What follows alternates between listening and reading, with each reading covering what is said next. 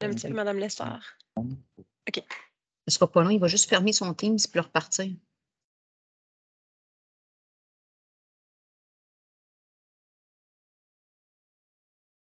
Bonjour, bienvenue tout le monde à la dernière séance de la Commission de la sécurité publique et du développement social, la dernière séance avant les vacances. Donc, j'aimerais, dans le fond, remercier la présence de Mme Caroline Gravel et M. Sébastien Dubuc. Donc, M. Pierre Marchand du SPS avec M. Patrick Roy. On a perdu le SCVC, il va revenir, M. Jean-Yves Larougerie. Nous avons aussi M. Stéphane Simoneau du SPCI. Puis, parmi les élus, il y a Nancy Robichaud, qui est du district du Lac-Magog, Jennifer Garfat de Lennoxville. J'ai Prisca Gilbert du cabinet de la mairie et puis moi-même, Catherine Boileau, présidente. Donc, bienvenue à cette séance de la commission. Il y a quelques modifications à l'ordre du jour. Attends, je vais juste reprendre mon document. Donc, on adopte l'avis de convocation. Nous sommes tous ici. Pour l'adoption de l'ordre du jour, il y a eu des petites modifications parce que, dans le fond, il y a eu des points qui n'étaient pas dans les bonnes rubriques, fait qu'on a juste déplacé les rubriques. Donc, il est résolu que l'ordre du jour de la séance numéro 3 du 7 juillet 2022 soit adopté en retirant les sujets suivants. 5.1.1 Équipe mobile d'intervention psychosociale présentation. 5.2.1 Groupe de travail en itinérance. Et on ajoute les points suivants. 5.2.2 Équipe mobile d'intervention psychosociale, une présentation. 6.1.1 Groupe de travail en itinérance. 7.1 Proposition de résolution pour la diminution de la vitesse dans les quartiers résidentiels, suite à la conférence de presse qu'il y a eu lieu ce matin. Donc, si tout est beau pour vous, à moins que vous voudriez ajouter une autre...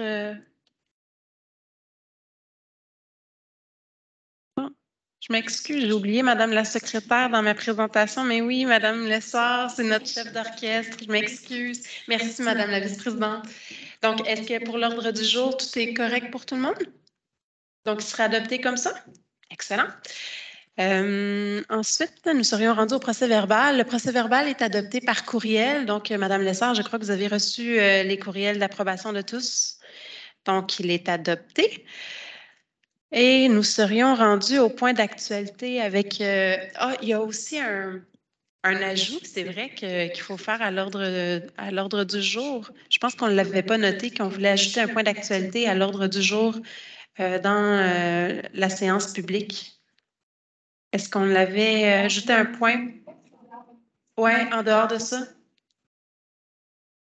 Dans le fond, on ajouterait un point d'actualité à l'ordre du jour à chaque séance publique, de façon à, si jamais il y avait un point d'actualité ou que quelqu'un voudrait présenter. Oui, systématiquement, mais s'il n'y a rien à discuter, on n'en parlerait pas. Mais s'il y aurait un sujet, comme cette semaine, on a un petit point d'actualité, ben, il serait possible. Donc, on le mettrait probablement tout de suite après l'adoption du procès-verbal. Ce serait comme c'est ça, le point d'actualité.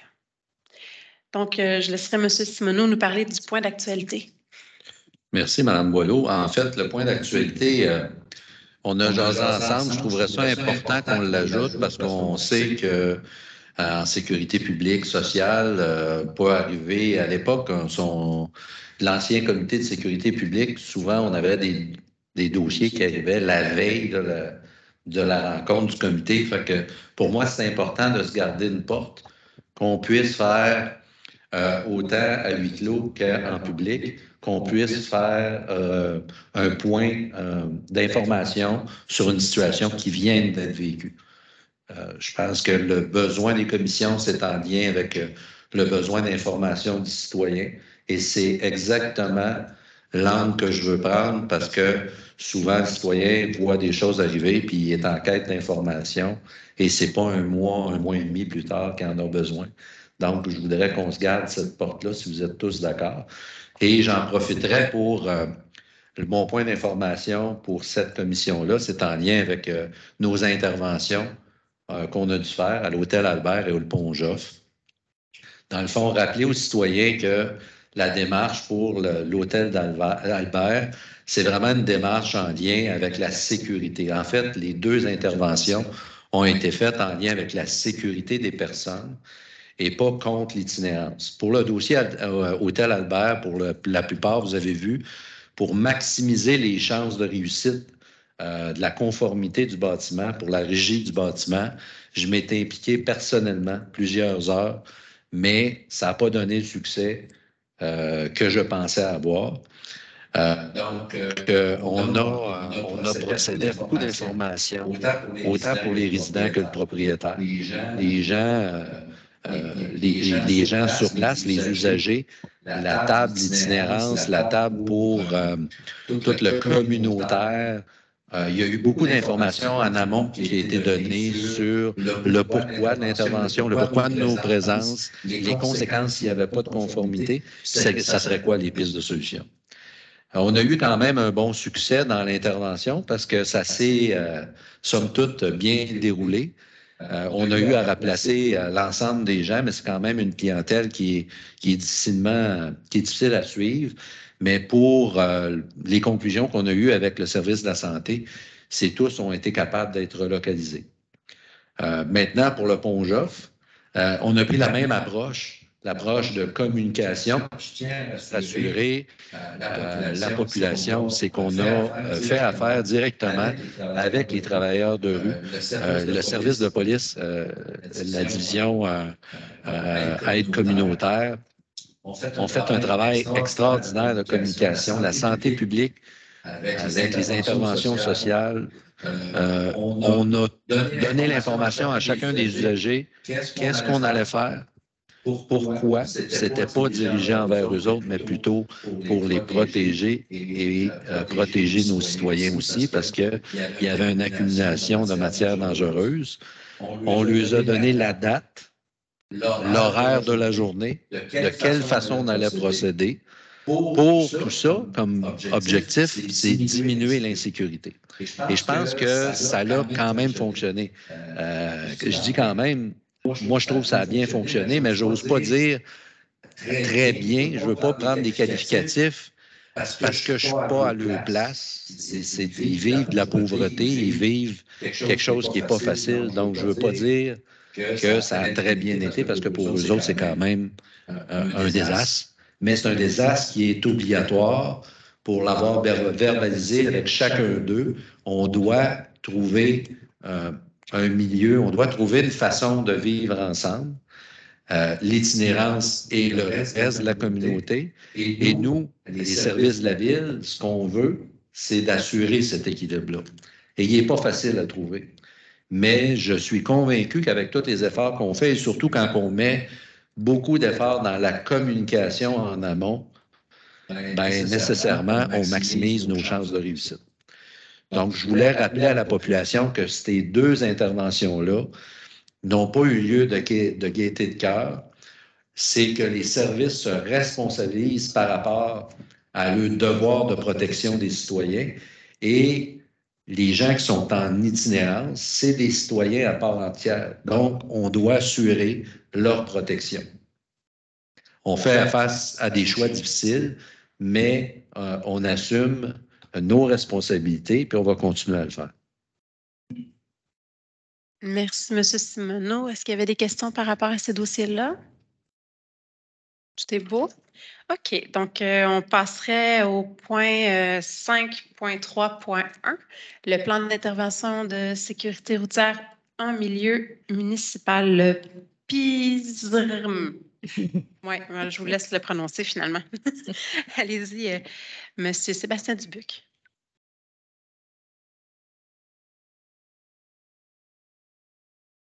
Bonjour, je me présente Sébastien Dubuc, ingénieur en transport au SIU. Je suis ici pour vous présenter le plan d'intervention de sécurité routière en milieu municipal. C'est un plan d'intervention qu'on a fait un certain temps, en 2019 et 2020, la réalisation, qu'on a présenté au conseil municipal en 2020. Ce que je propose aujourd'hui, c'est de vous présenter la même présentation qu'on a fait au conseil en 2020 et par la suite, vous expliquer un peu comment on a utilisé le plan d'intervention dans la réalisation de nos projets, dans nos activités de tous les jours au SIU. Donc, je vais débuter par un plan de la présentation. Je commence par une mise en contexte, expliquer ce qu'est un plan d'intervention de sécurité routière en milieu municipal, présenter toute l'analyse et les résultats qui ont été effectués, ramener ça un peu plus concret avec quelques exemples de cas et on va passer les recommandations qu'on avait présentées au conseil. On finira avec des questions.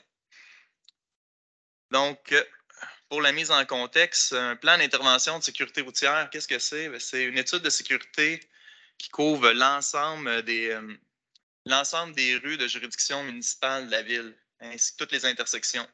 Ce que ça ne couvre pas, c'est les rues de juridiction du ministère des Transports, par exemple les autoroutes, les intersections avec les bretelles d'accès, des tronçons comme la rue Queen qui sont sous juridiction du ministère, ainsi que toutes les rues qui sont privées, comme on a certains accès du carrefour de l'Estrie qui sont privés ou des terrains du CHU, etc. Donc, ça se concentre vraiment sur tout ce qui est juridiction municipale. Dans le fond, c'est une étude qui considère tous les accidents qui sont survenus de 2012 à 2016. Ça a l'air un peu loin de 2012 à 2016 quand on en parle en 2022, mais c'est un processus qui a commencé en 2018, alors que les données les plus récentes étaient 2012 à 2016. Ça, il y a un volet qui était donné d'accident, il y a un second volet qui est une démarche de concertation avec les partenaires locaux pour connaître leurs préoccupations. Donc, on a eu 4 rencontres de travail avec des partenaires. La ville de Sherbrooke, on était représenté. Il y avait le comité de sécurité publique, un représentant de l'ancien comité de sécurité publique, de la STS, du SIU, service de police, service de protection contre les incendies, représentant des brigadiers aussi. On avait certains partenaires externes, on avait le ministère des Transports, leur expertise en sécurité routière, la Société d'assurance automobile du Québec, les centres de services scolaires aussi étaient présents, autant Eastern Township que le centre de services scolaires de la région de Sherbrooke, Action Handicap Estrie et le CIUS pour le volet personnes à mobilité réduite et personnes avec déficience visuelle. Et on avait invité également les clubs de véhicules hors route et de motoneige. C'est un plan d'intervention qui est subventionné à 100% par le ministère des Transports. Là. Donc, la Ville n'a pas eu à défrayer aucun frais pour ça.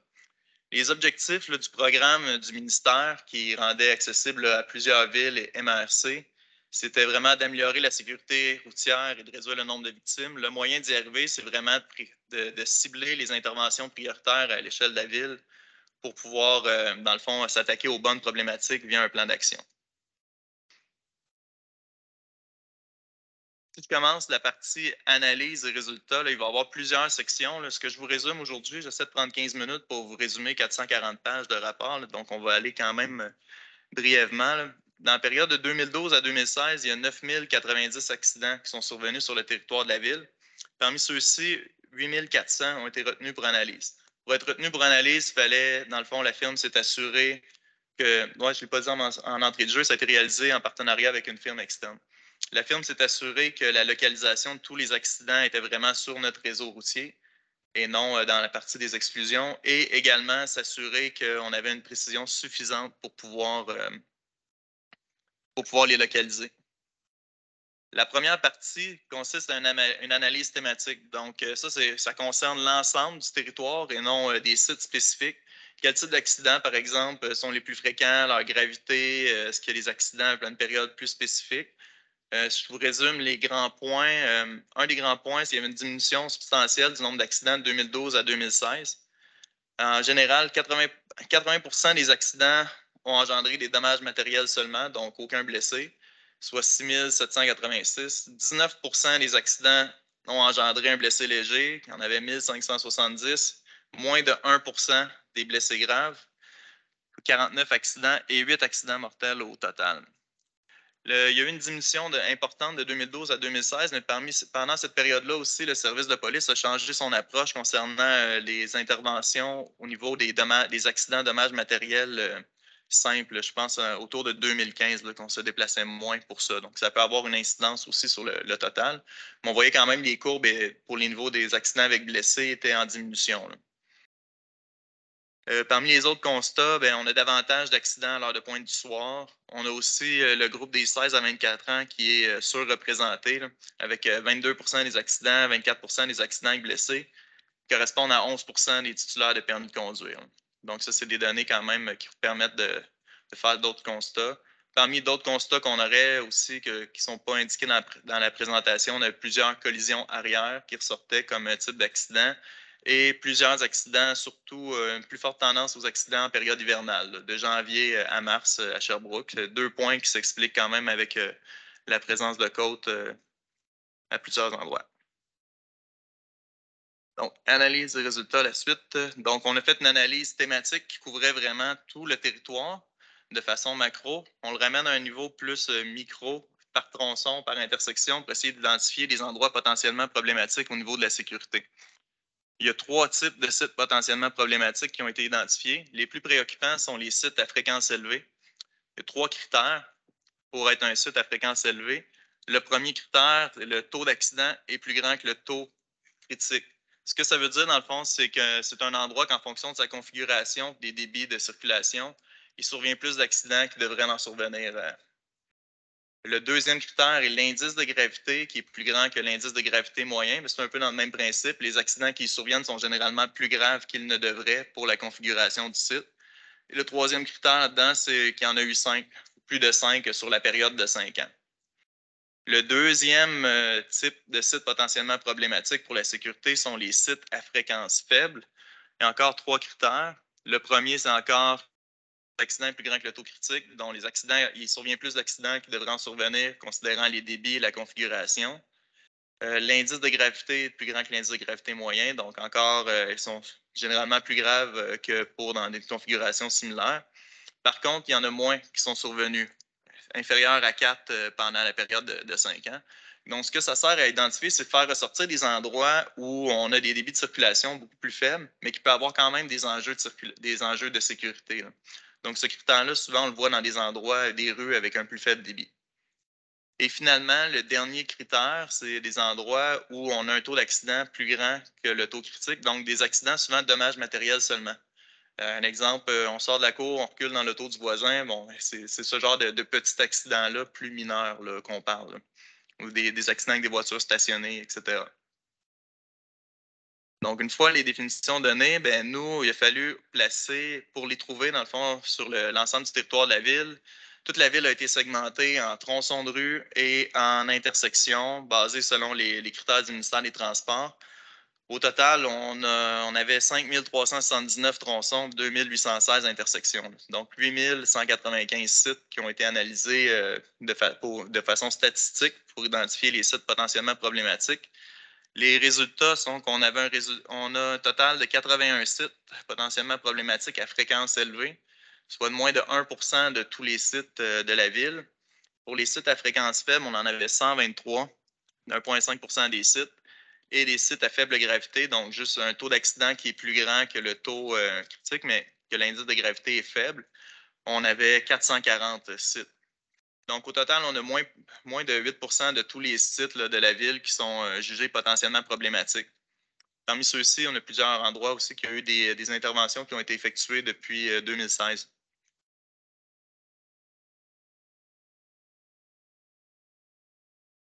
Donc, une fois qu'on a identifié la liste de sites potentiellement problématiques dans le plan d'intervention de sécurité routière, il y a une analyse plus approfondie qui est effectuée. En fonction de la grosseur de la ville, on avait droit à 35 de notre côté. Donc, il a fallu prioriser, parce qu'on se rappelle, on en avait 80 à fréquence élevée. La façon de les prioriser, nous, on voulait s'assurer de trouver vraiment les sites les plus préoccupants pour la sécurité. On a priorisé dans les sites potentiellement problématiques à fréquence élevée.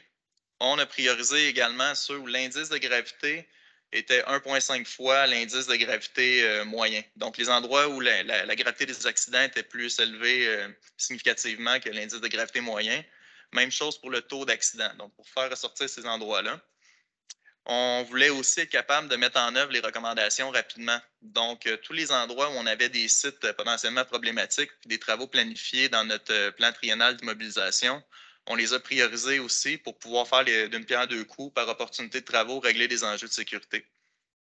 Et on a aussi choisi des endroits qui ne s'étaient pas réglés depuis, là, parce qu'on avait des endroits où, par exemple, Jacques-Cartier, Tracy, où on avait un passage piéton dans le temps qui était problématique. Maintenant, il y a un feu de circulation. Donc, ce type d'endroits-là n'ont pas été retenus pour le choix. On parlait initialement au début qu'on avait une démarche de concertation avec des partenaires. Donc, il y avait 5 sites qui étaient au choix des partenaires. Ça, c'était plus basé selon leur perception là, au choix des partenaires, là. Donc, la portée de l'analyse spécifique qui a été faite, donc il y avait une visite de terrain par la firme. Faisant un schéma d'accident, présente de façon visuelle tous les accidents, faire sortir toutes les anomalies constatées sur le terrain aussi. On utilise ça plus tard pour nous faire des recommandations et un plan d'action. La prochaine étape, on vient de... L'analyse thématique a été faite, les grandes thématiques d'accidents sont déterminées, nos sites potentiellement problématiques sont identifiés, les 35 pour lesquels il y a une analyse approfondie a été effectuée sont faits. Donc là, on en est rendu à l'étape de faire un diagnostic de sécurité routière, d'identifier des pistes de solutions et de présenter un plan d'action. Le plan d'action identifie les priorités d'intervention, les solutions, les responsables de la mise en œuvre et de l'estimation des coûts pour chacun des constats et problématiques identifiés. On avait 27 constats généraux et 35 sites étudiés spécifiquement pour lesquels on a des recommandations, etc. Ce qui est important de mentionner aussi, c'est que là, c'est le service d'infrastructure urbaine qui le présente, mais ce n'est pas seulement axé sur l'amélioration des infrastructures. Il y a un bon volet sensibilisation, éducation de la population et contrôle policier. Aussi modification de la réglementation pour améliorer la sécurité routière, puisqu'il y a plusieurs leviers. On avait, dans le fond, ici, la liste là, des 30 sites, des 35 sites qui avaient été sélectionnés pour analyse. Je ne passerai pas beaucoup de temps sur ces points-là. On voit, dans le fond, c'est les sites là, qui ont été sélectionnés par rapport aux critères énumérés plus tôt dans la présentation. Parmi ceux-ci, il y a plusieurs interventions qui ont déjà été réalisées. Là, c'était la présentation de 2020. On avait l'intersection King-Belvedere où on a mis en place protection de piétons améliorée puis protection des virages à gauche pour régler les enjeux de sécurité. Et on a utilisé aussi toutes les recommandations du plan d'intervention de sécurité routière pour l'axe cyclable Belvedere Sud. On continue à faire cette approche-là aussi avec les données qu'on a maintenant pour les projets qu'on travaille actuellement. On avait une carte ici qui montrait les sites potentiellement problématiques. On a plusieurs endroits où on a des interventions qui ont été effectuées, qui ont un impact déjà là, sur les sites potentiellement problématiques. On voit qu'on avait beaucoup de tronçons qui étaient en rouge là, sur la King, donc fréquence élevée. En 2019, on a fait une programmation des feux de la King de Henri Labonne, président Kennedy, là, sur le boulevard Bourque, jusqu'à la dernière intersection avant Jacques-Cartier. Donc, il y a plusieurs endroits qui ont été vraiment mieux adressés au niveau de la fluidité de la circulation, ce qui limite le risque de collision arrière, etc., avec une bonne synchronisation des feux. Donc, on a plusieurs exemples comme ça à l'échelle de la ville où des interventions ont été effectuées depuis le PISRMM ou en se servant du PISRMM pour nous donner des indications. Donc, on serait rendu aux exemples de cas. Je vais présenter 3 exemples de cas de projets, de fiches, dans le fond, d'analyse qui ont été effectuées. Je vous montre un peu de quoi ça a l'air. On en a 35 au total.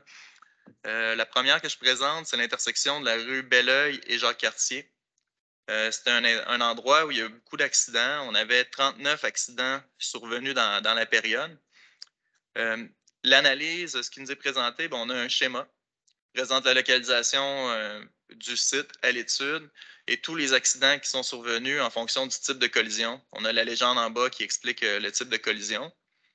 À cet endroit-là, on se rend compte qu'il y a beaucoup de collisions à angle.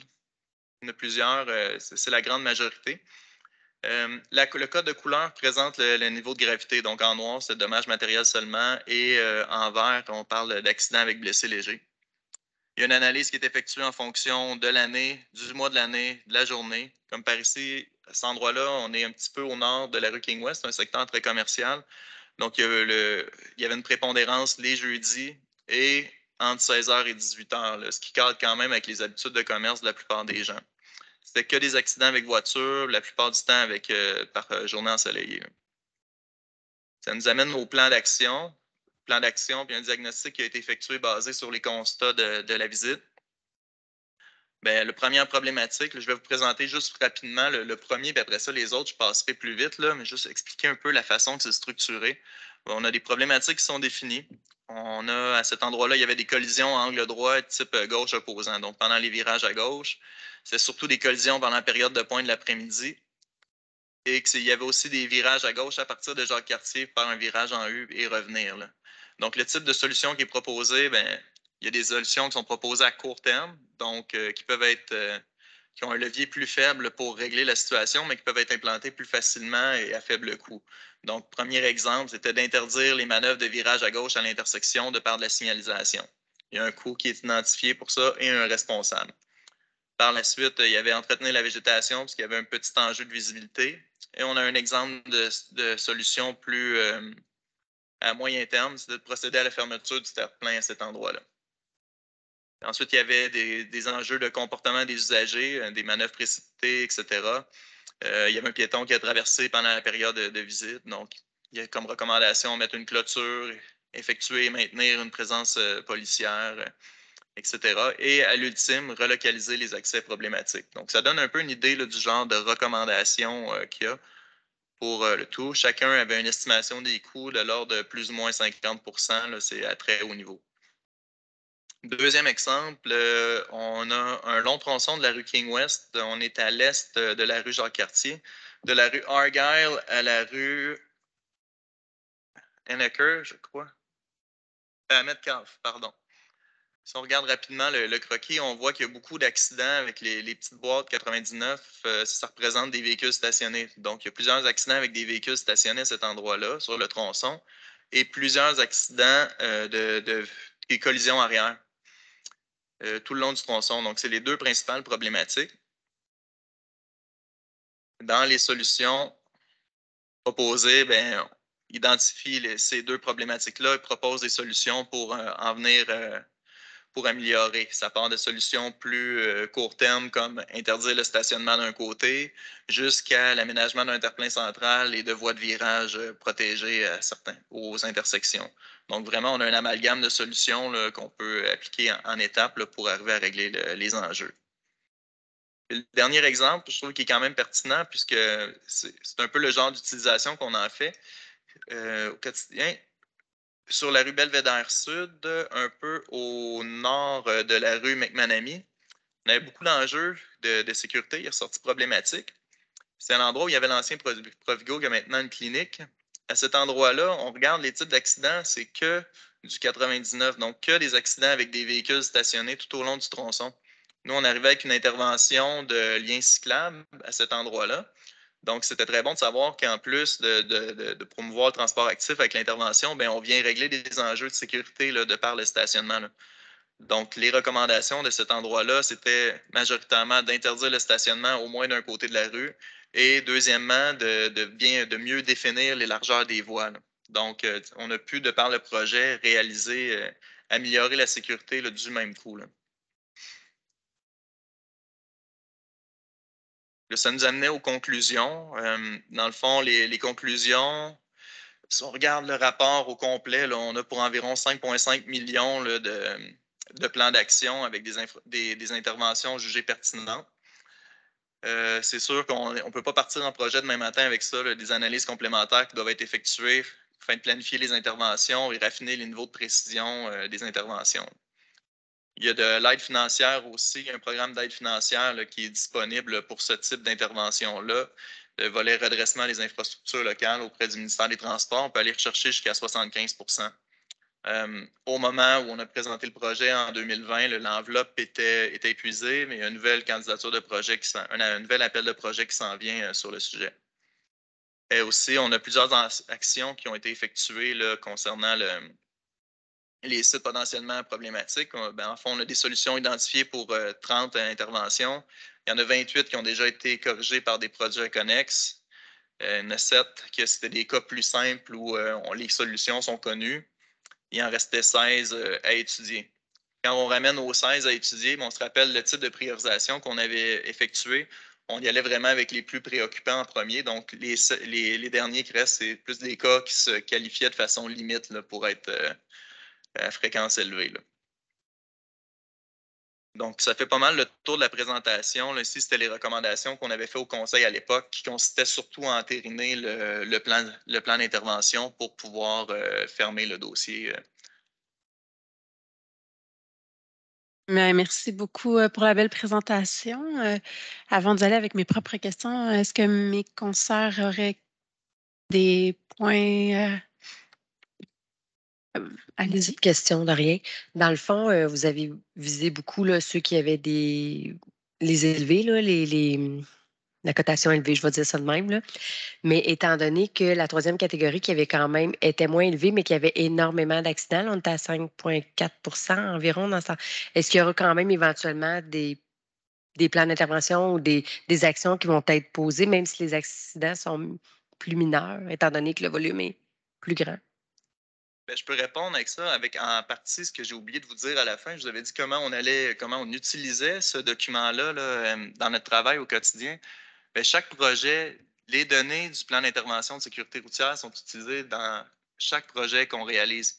Comme par exemple, même tous les projets là, d'aménagement ou de voirie locale, où on fait un resurfaçage ou une reconstruction d'une chaussée. Mais pour chacun des projets, on s'assure de vérifier l'historique d'accidents du secteur. Puis s'il y a des leviers qui peuvent être faits pour améliorer la sécurité à même le projet, on va de l'avant. Donc, souvent, c'est la catégorie où que faible gravité, souvent liée avec du stationnement. Donc, on régularise le stationnement, on s'assure qu'il y a des distances de visibilité qui sont adéquates. Donc, on fait tout ça par opportunité de projet.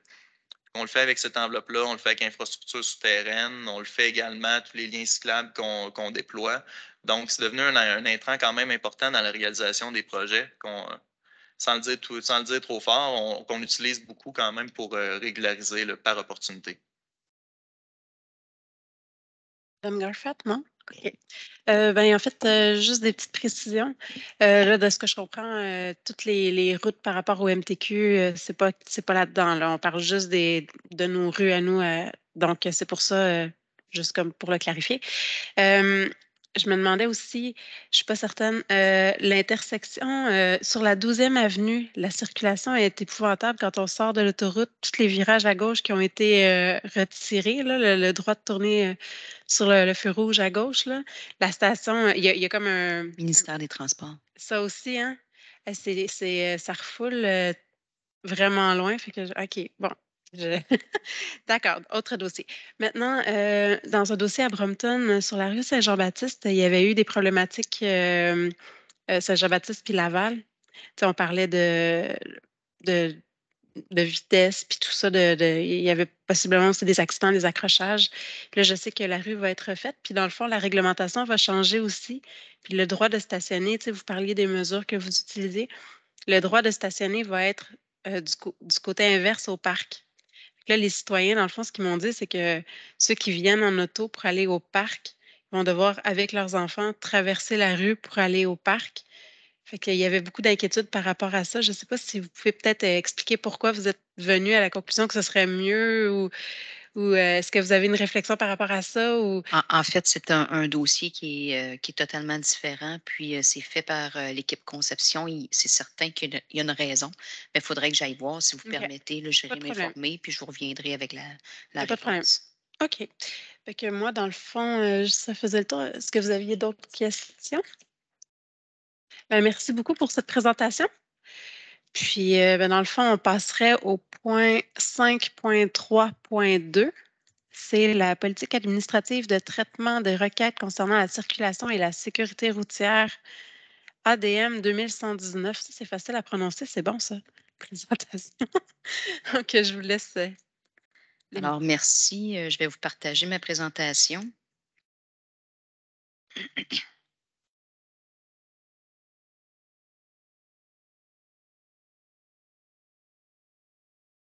En fait, ce qu'on vous présente ici, c'est une présentation qu'on a faite au Conseil de ville en juin cette année, mais c'est aussi une présentation qu'on avait faite à l'ancien comité de sécurité publique 2 fois l'année dernière en 2021 et 2 fois aux élus aussi l'année dernière en 2021 pour finalement être adoptée le 12 juillet 2021. Maintenant, à l'arrivée des nouveaux élus, il nous a été demandé de modifier un peu le processus de gestion des requêtes. Alors, c'est ce que je viens vous présenter, mais je serai ouverte à répondre à l'ensemble des questions que vous aurez s'il y a lieu. Vous le savez, je vais vous faire je vais suivre ma présentation parce que je pourrais parler comme ça sans présentation. Je vais faire une petite mise en contexte, les nouvelles procédures en bref, le processus pour une rue locale, l'échéancier, les questions. Alors voilà, le 12 juillet, là, a été adopté le nouveau cadre de référence sur le traitement des plaintes et requêtes en circulation. L'objectif de la politique administrative qui a été adoptée à cette époque-là, c'était de décrire la démarche relative au traitement des plaintes et des requêtes provenant des citoyens concernant la sécurité routière, d'assurer un traitement équitable, impartial, uniforme et efficace pour toutes les plaintes et requêtes et non sur celui qui crie le plus fort ou l'élu qui crie le plus fort, ce qui est arrivé dans le cadre dans le début de ce processus-là. Définir le type de suivi, les étapes appropriées pour tout échange d'informations avec le requérant, le citoyen qui fait une plainte, et le processus de traitement de sa plainte. Préciser les rôles et les responsabilités des différents intervenants. Le processus visait uniquement à cette époque-là 3 requêtes. C'était les requêtes de vitesse affichées sur les rues. Par exemple, une rue qui a une vitesse affichée à 80 km/h, qu'on voudrait la faire baisser à 70 ou 50. Un problème de vitesse pratiquée dans les rues, donc ça roule trop vite dans ma rue, ou l'ajout d'un panneau d'arrêt. Les signatures de 5 personnes de tronçons concernés étaient exigées en demande à l'appui citoyenne et la procédure comprenait la priorisation de ces 3 types de requêtes par les arrondissements seulement, juste ces 3 types de requêtes-là. La présentation des recommandations du SIU au comité de sécurité publique. Donc, une fois que l'arrondissement a fait la priorisation dans ces 3 types de requêtes-là, il envoyait la priorisation au SIU qui faisait une analyse technique. Le SIU, c'est le service d'infrastructure urbaine, qui faisait une analyse technique, qui faisait une recommandation au comité de sécurité publique et le comité de sécurité publique entérinait ou non, avec modification ou non, la recommandation faite par le SIU et ça s'en allait au conseil municipal.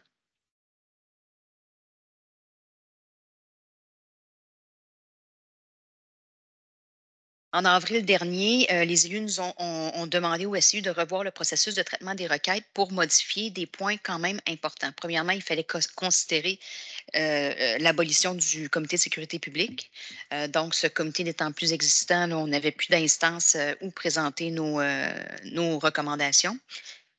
On nous a demandé aussi d'impliquer davantage les conseils d'arrondissement dans les processus décisionnels et d'englober dans le nouveau processus toutes les requêtes qui concernent la sécurité routière et non seulement les 3 que je vous ai mentionnés tantôt. Donc, le SIU, en étroite collaboration avec les directions des arrondissements, a préparé une nouvelle procédure de traitement des requêtes concernant la circulation et la sécurité routière. La nouvelle procédure englobe toutes les requêtes en circulation et en sécurité routière, c'est-à-dire le sentiment d'insécurité des piétons, des cyclistes, des résidents ou même des automobilistes pour tout type de raisons, que ce soit la visibilité, la vitesse, le passé proche, les difficultés à traverser, etc. Afin de favoriser la prise en charge citoyenne, les 5 signatures d'appui sont maintenant exigées pour tout type de requête. Les 5 signataires peuvent être des citoyens du tronçon concerné ou des gens directement concernés par la problématique. Je vous explique. Si vous êtes à un feu de circulation puis vous trouvez le feu de circulation trop long ou qui saute des cycles, puis que vous ne pouvez plus maintenant faire une plainte, je suis seule assise dans ma voiture puis je fais une plainte en ligne, ça vous prend des appuyeurs, mais évidemment, on ne peut pas vous demander sur le tronçon concerné. Donc, de vous trouver des gens qui circulent là régulièrement puis qui sont d'accord avec votre point de vue. Conformément au contrat de performance, les requêtes qui concernent les rues locales sont gérées par les arrondissements.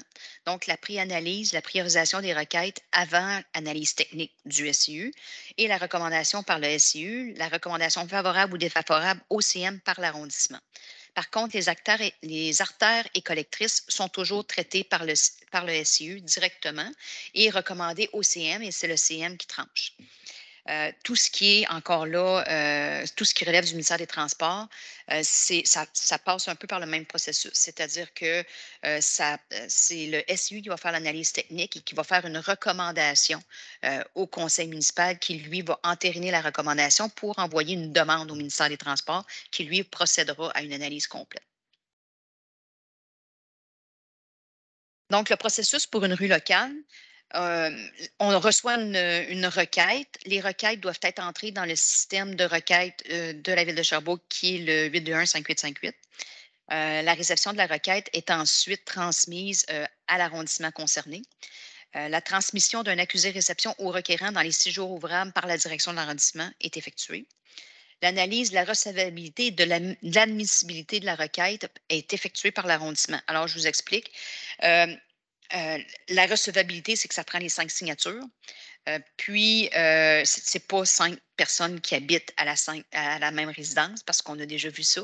Ce n'est pas 5 fois la même adresse non plus. Puis, ça prend une signature manuscrite parce qu'il pourrait y avoir quelqu'un qui est chez lui puis qui décide de prendre les 5 adresses de ses voisins puis qu'il n'y a pas personne qui supporte vraiment la requête. Donc, ça, cette analyse technique-là est effectuée par l'arrondissement. Ensuite de ça, l'arrondissement évalue aussi l'admissibilité de la requête. C'est-à-dire que il peut y avoir des demandes qui sont farfelues. On a déjà eu de tuer les écureuils dans un parc. Il y en a trop. Ça l'empêche de traverser. On a eu ça aussi. Là. Il y avait trop d'écureuils, qu'il fallait en. Il y a des requêtes comme ça qui sont analysées par l'arrondissement. Et l'admissibilité est aussi évaluée par l'arrondissement dans le sens que l'arrondissement, en étant en contact direct avec son milieu, il peut savoir en amont que cette chose-là a déjà été adressée, a déjà été répondue. Donc, on va répondre aux citoyens, mais on ne la rentre pas dans le processus. Ou on sait que ça va être corrigé cet été pour des travaux, ou il va y avoir des modifications. Donc, à ce moment-là, c'est l'arrondissement qui gère ça directement avec le requérant. Ensuite, l'arrondissement, avec l'aide des élus, effectue une priorisation des requêtes. Et une priorisation des requêtes, je vous donne un exemple. Cette requête-là, à chaque année, il y en a 4, 5, 6, 10 demandes. On le sait, c'est récurrent, ça revient tout le temps. Bien, je la passe en premier. Tandis que celle-là, c'est une nouveauté, on n'a jamais entendu parler. Bien, elle peut attendre, tandis que l'autre, cette réflexion-là est faite par l'arrondissement et les élus de l'arrondissement. Une fois que la priorisation est effectuée, elle est transmise au SIU. Le SIU, évidemment, on analyse par ordre de priorisation. On a 4 arrondissements, dont un qui est plus petit que les 3 autres. Alors, on prend les numéros 1 de chaque arrondissement, mais pour le plus petit arrondissement, qui est celui de Lennoxville, on saute un tour, 1 ou 2 tours, si je me souviens bien, pour justement donner la chance aux plus grands arrondissements d'avoir un traitement plus représentatif de leur grosseur.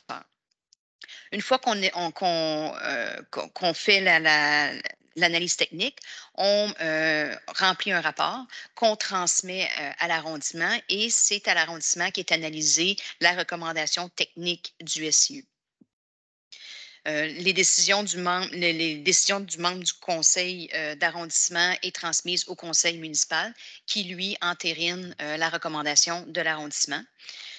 Et ensuite, une fois que c'est entériné, le SIU s'occupe de la mise en œuvre de la recommandation.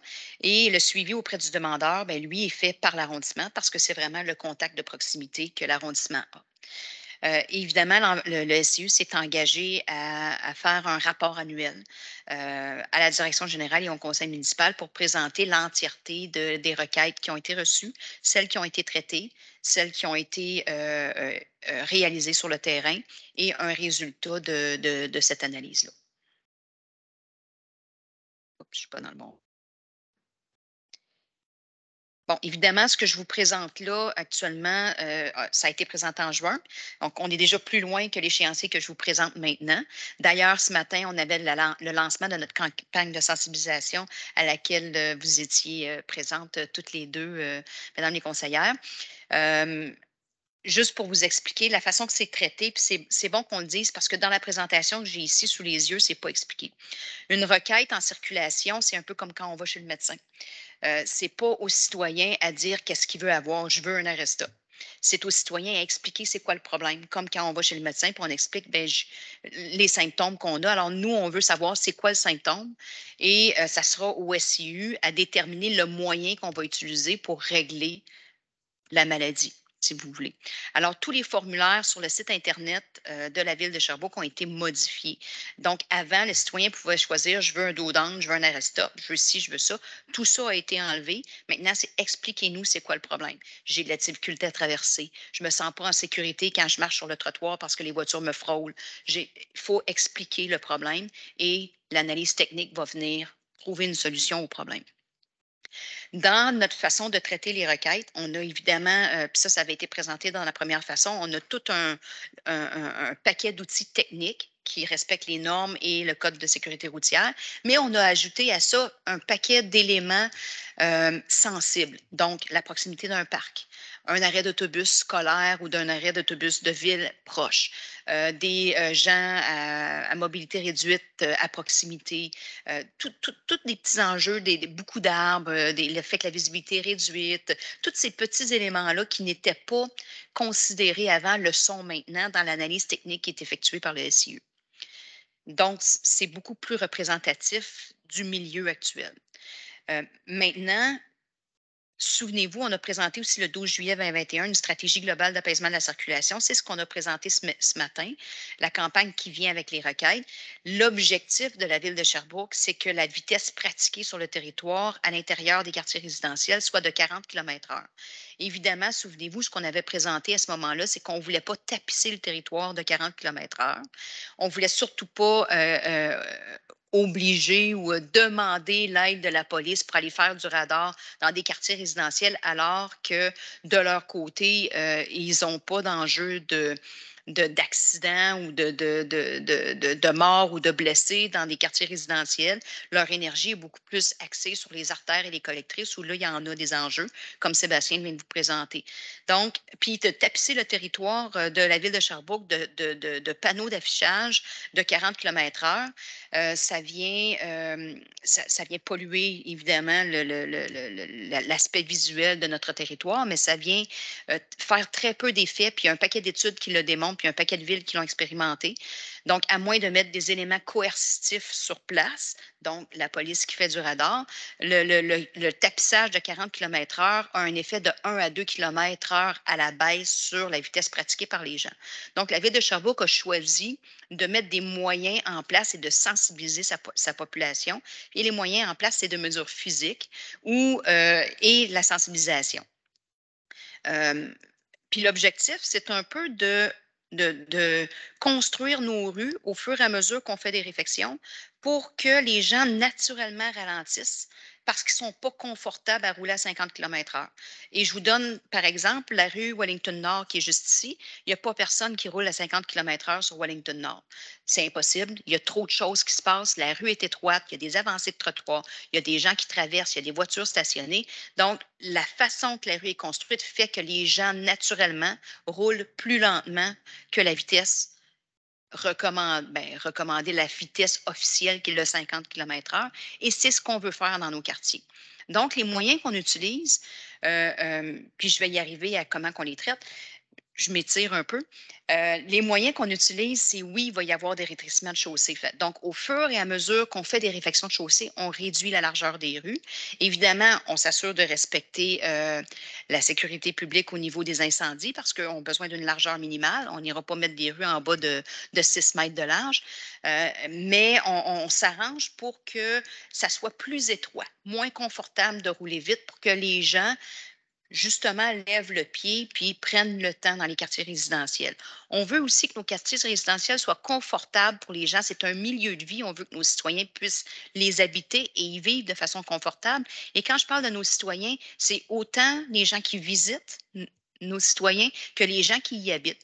Donc, on veut que ça soit plus vert, que ça soit plus zen, plus relax. On met des bandes de verdure, on met des arbres en bordure de rue. Le fait que ça réduit le champ de vision, naturellement, on ralentit. Et ça, évidemment, vous comprendrez qu'on ne fera pas toutes les rues de la ville de Sherbrooke d'un coup. Donc, on le fait au fur et à mesure qu'on fait les réfections de chaussée, mais ce sont des moyens qu'on peut choisir d'utiliser aussi pour mettre des mesures physiques à temps plein pour réduire la vitesse. Maintenant, je vous explique. Lorsqu'on a une requête de vitesse, c'est la majorité des requêtes qu'on reçoit, soit dit en passant, on les analyse de trois façons. Évidemment, on fait une étude de vitesse. Puis, lorsque la vitesse est en bas de 45 km/h, on n'intervient pas parce qu'on juge qu'on est proche du 40 km/h, c'est la vitesse recherchée, puis il n'y en a pas de problème. On a eu des cas, on a eu des requêtes de citoyens qui, la vitesse pratiquée était 34 km/h, puis ils tenaient mordicus à ce qu'on fasse des choses. Je pense qu'on part de loin. On va s'attaquer à ceux qui ont vraiment des problèmes, puis celle-là, on y viendra plus tard. Les endroits où la vitesse pratiquée, elle est entre 45 et 55 km/h, là, on juge que ça prend de la sensibilisation pour commencer. Donc, sensibilisation, c'est-à-dire, c'est toute la campagne qui est sortie dans les médias ce matin, c'est-à-dire que c'est des affichettes qu'on fournit aux gens du secteur, mais ce n'est pas la ville qui va implanter les affichettes, c'est le demandeur qui a fait la requête avec ces 5 citoyens qui ont signé, qui viennent chercher des affichettes, qui viennent chercher des accroche-portes, qui distribuent à leurs voisins. C'est eux qui disent à leurs voisins, allez vous chercher des affichettes, vous pouvez les mettre dans l'emprise de rue, on le permet, parce que c'est une campagne que la ville supporte pour venir tapisser leur terrain d'affichettes. On met aussi des bollards centraux dans le centre où on a à l'effigie de notre campagne. Donc, on ne roule pas au max, on vise 40. C'est notre slogan. Et on a aussi les médias sociaux sur lesquels on partage notre slogan et on a un suivi de l'arrondissement auprès des citoyens, voir s'il y a un impact sur le comportement des gens, mais c'est vraiment une mobilisation citoyenne qu'on cherche. Ça, c'est les mesures de sensibilisation. Donc, entre 45 et 55 km/h, c'est ce qu'on met en place. Évidemment, en octobre, on enlève les bollards, on enlève les affiches. L'hiver arrive, on récupère les affiches pour les réutiliser l'année prochaine, celles qui sont encore en bon état, et on fait une vérification sur la vitesse pratiquée lorsqu'il n'y a plus rien. Est-ce que les gens ont modifié leur façon de faire? Si oui, on garde quand même un œil l'année prochaine. Est-ce qu'il faut remettre en place les bollards, les affichettes et tout ça? Sinon, est-ce que le comportement perdure? Puis c'est le suivi qu'on va faire. C'est sûr qu'on va avoir à s'ajuster dans le temps, mais pour l'instant, c'est comme ça qu'on fonctionne. Pour les endroits où on est au-dessus de 55 km/h, il y a un problème. Ça prend les mesures physiques sur place.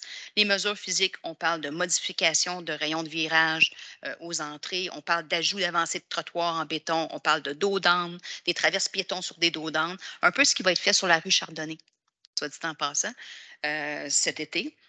C'est un bel exemple de ce qui est fait comme mesure de mitigation. Donc, lorsqu'on est au-dessus de 55 km/h, c'est des mesures physiques, mais pour faire des mesures physiques, il faut faire des plans et devis, puis ça prend 1 an. Donc, en attendant, on fait des mesures de sensibilisation parce qu'on ne veut pas laisser les citoyens avec rien. Donc, on fait les mesures de sensibilisation, on prépare les plans et devis, et l'année d'après, on fait les mesures physiques sur place. Alors, voilà. Toujours pleine d'énergie. Merci beaucoup pour la belle présentation, Madame Gravel. Est-ce que j'ai des collègues qui ont des questions? Oh. Allez-y. Plusieurs petites questions. Allez-y. On avait posé la question lorsque ça passait au CM, puis c'est juste que je n'ai pas bien compris la réponse, fait que j'en profite pour le reposer. Quand la requête en circulation, quand votre analyse, elle revient à l'arrondissement, puis qu'on n'est pas d'accord avec les mesures, à quel niveau ça retourne dans la pile pour une réanalyse avec les commentaires des élus? Ça retourne dans votre pile à vous. Puis si vous la remettez en 1 en priorisation, on la reprend. Mais il faut, pour que le SIU la reprenne, il faut qu'il y ait un élément nouveau. Bien, je fais une référence, admettons, là, parce que tu sais, c'est souvent avec les requêtes des citoyens, tout le monde n'a pas la facilité de bien définir et de bien écrire ce qu'ils ressentent, admettons. Fait que, tu sais, je vais prendre l'exemple d'un matin, là. On était là et les citoyens demandaient qu'il y ait un stop des lignes au sol et tout. Et finalement, c'est la pancarte de la traverse du parc qui a été changée de place, tu sais. Fait assurément que les citoyens n'ont pas bien défini que c'était dangereux pour les enfants quand ils arrivaient. Tu sais, fait admettons que c'est quelque chose genre, on refait une requête, on modifie parce que la situation est la même. C'est peut-être qu'elle a mal été définie par le citoyen, mais il n'y a pas d'élément nouveau. En fait, vous avez tout à fait raison. Ça, c'est le travail vraiment de l'arrondissement parce qu'il faut comprendre, puis je l'ai oublié, je l'ai omis dans ma présentation, vous avez tout à fait raison. Lorsque les requêtes rentrent, la responsabilité de l'arrondissement, c'est de rentrer en contact avec le requérant. Quel est le problème? Pour voir si ce qui a été écrit dans la requête est suffisamment explicité. Donc, si ce travail-là a été fait, puis le citoyen l'a mal expliqué, mais fait que nous, on part avec ça, on fait l'analyse technique avec ça, puis si vous n'êtes pas d'accord, mais on repart le processus au début, c'est-à-dire qu'il faut qu'encore que l'arrondissement refasse le lien avec le citoyen. Écoutez, est-ce que c'est ce qui est là, c'est vraiment ça le problème? Est-ce qu'il y a des éléments supplémentaires que je peux rajouter pour permettre que l'analyse soit plus exhaustive ou plus détaillée? OK, c'est bon pour cette question-là. L'autre question, quand, admettons, ça serait une demande inverse, parce que on en a parlé tantôt, justement, là, exemple, il y a une rue que pour faire vite, il y a un très grand tronçon que la vitesse a été diminuée beaucoup, mais c'est pas pertinent d'avoir fait ça. Ça a été fait, mettons, dans l'autre mandat, puis c'était une demande d'un élu pour régler une situation rapidement. Mais dans les faits, ce qui a causé la problématique, c'est plus là. Comment on fait pour mettre une vitesse normale? La même chose. 5 signatures et le même La même affaire. OK. Ensuite de ça, attendez un petit peu, je vais remettre mes lunettes. Ça va être une première. Je pense que je vais l'encadrer. Si je mets Blanchette, c'est ça. Je ne voulais pas la nommer parce que je me disais ça se peut que cette situation-là pourrait arriver ailleurs. Donc, c'est ça. Ah oui, c'est ça. Vous dites que vous allez revalider la circulation s'il y a amélioration et tout, mais vous enlevez les bollards à la fin de l'été, de l'automne, si on veut. On les enlève en octobre. Et théoriquement, la neige va arriver. Donc, on sait déjà que dans les quartiers résidentiels, les bancs de neige sont gros, prennent de la place dans la rue. Donc, est-ce que ça va être vraiment représentatif que la circulation est améliorée en tout temps puisque l'hiver, c'est déjà moins rapide? En fait, on ne fait jamais une vérification l'hiver. On fait toujours une vérification lorsqu'il n'y a pas de neige. Donc, ça va être probablement pas longtemps après qu'on ait enlevé les affichettes ou au printemps, une fois que la neige va être tout enlevée. OK, parfait. Pas d'autres questions. Merci. Madame Garfat? J'ai juste une couple de questions. Pour les requêtes, comme quand il y avait une couple qui ont été faites l'été passé à Lennoxville, mais c'était comme entre le 24 juin et le 1er juillet. Donc, l'école était finie, il y avait beaucoup de gens en vacances. Donc, c'est sûr, il y avait moins de trafic.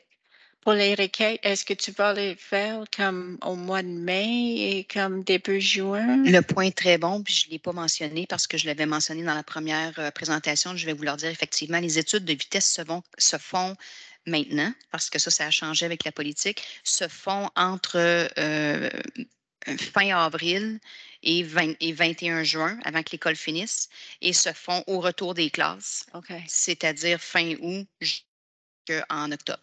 OK. Par rapport à ça, moi, j'ai une problématique, mais c'est pendant des matchs de baseball, donc c'est le soir. Est-ce qu'on tient compte, mettons, dans la requête, est-ce qu'il faudrait écrire la problématique le soir quand il y a des matchs de quelque chose? Tout à fait. C'est comme ça, vous allez mesurer assez. Effectivement. Donc, c'est comme ça. OK. Je ne sais pas, Caroline, mais tu dois être fatiguée des requêtes de vitesse. Mais ça fait tellement longtemps que comme j'espère que cette fois-ci, les gens vont prendre conscience et comme ils vont changer leurs habitudes.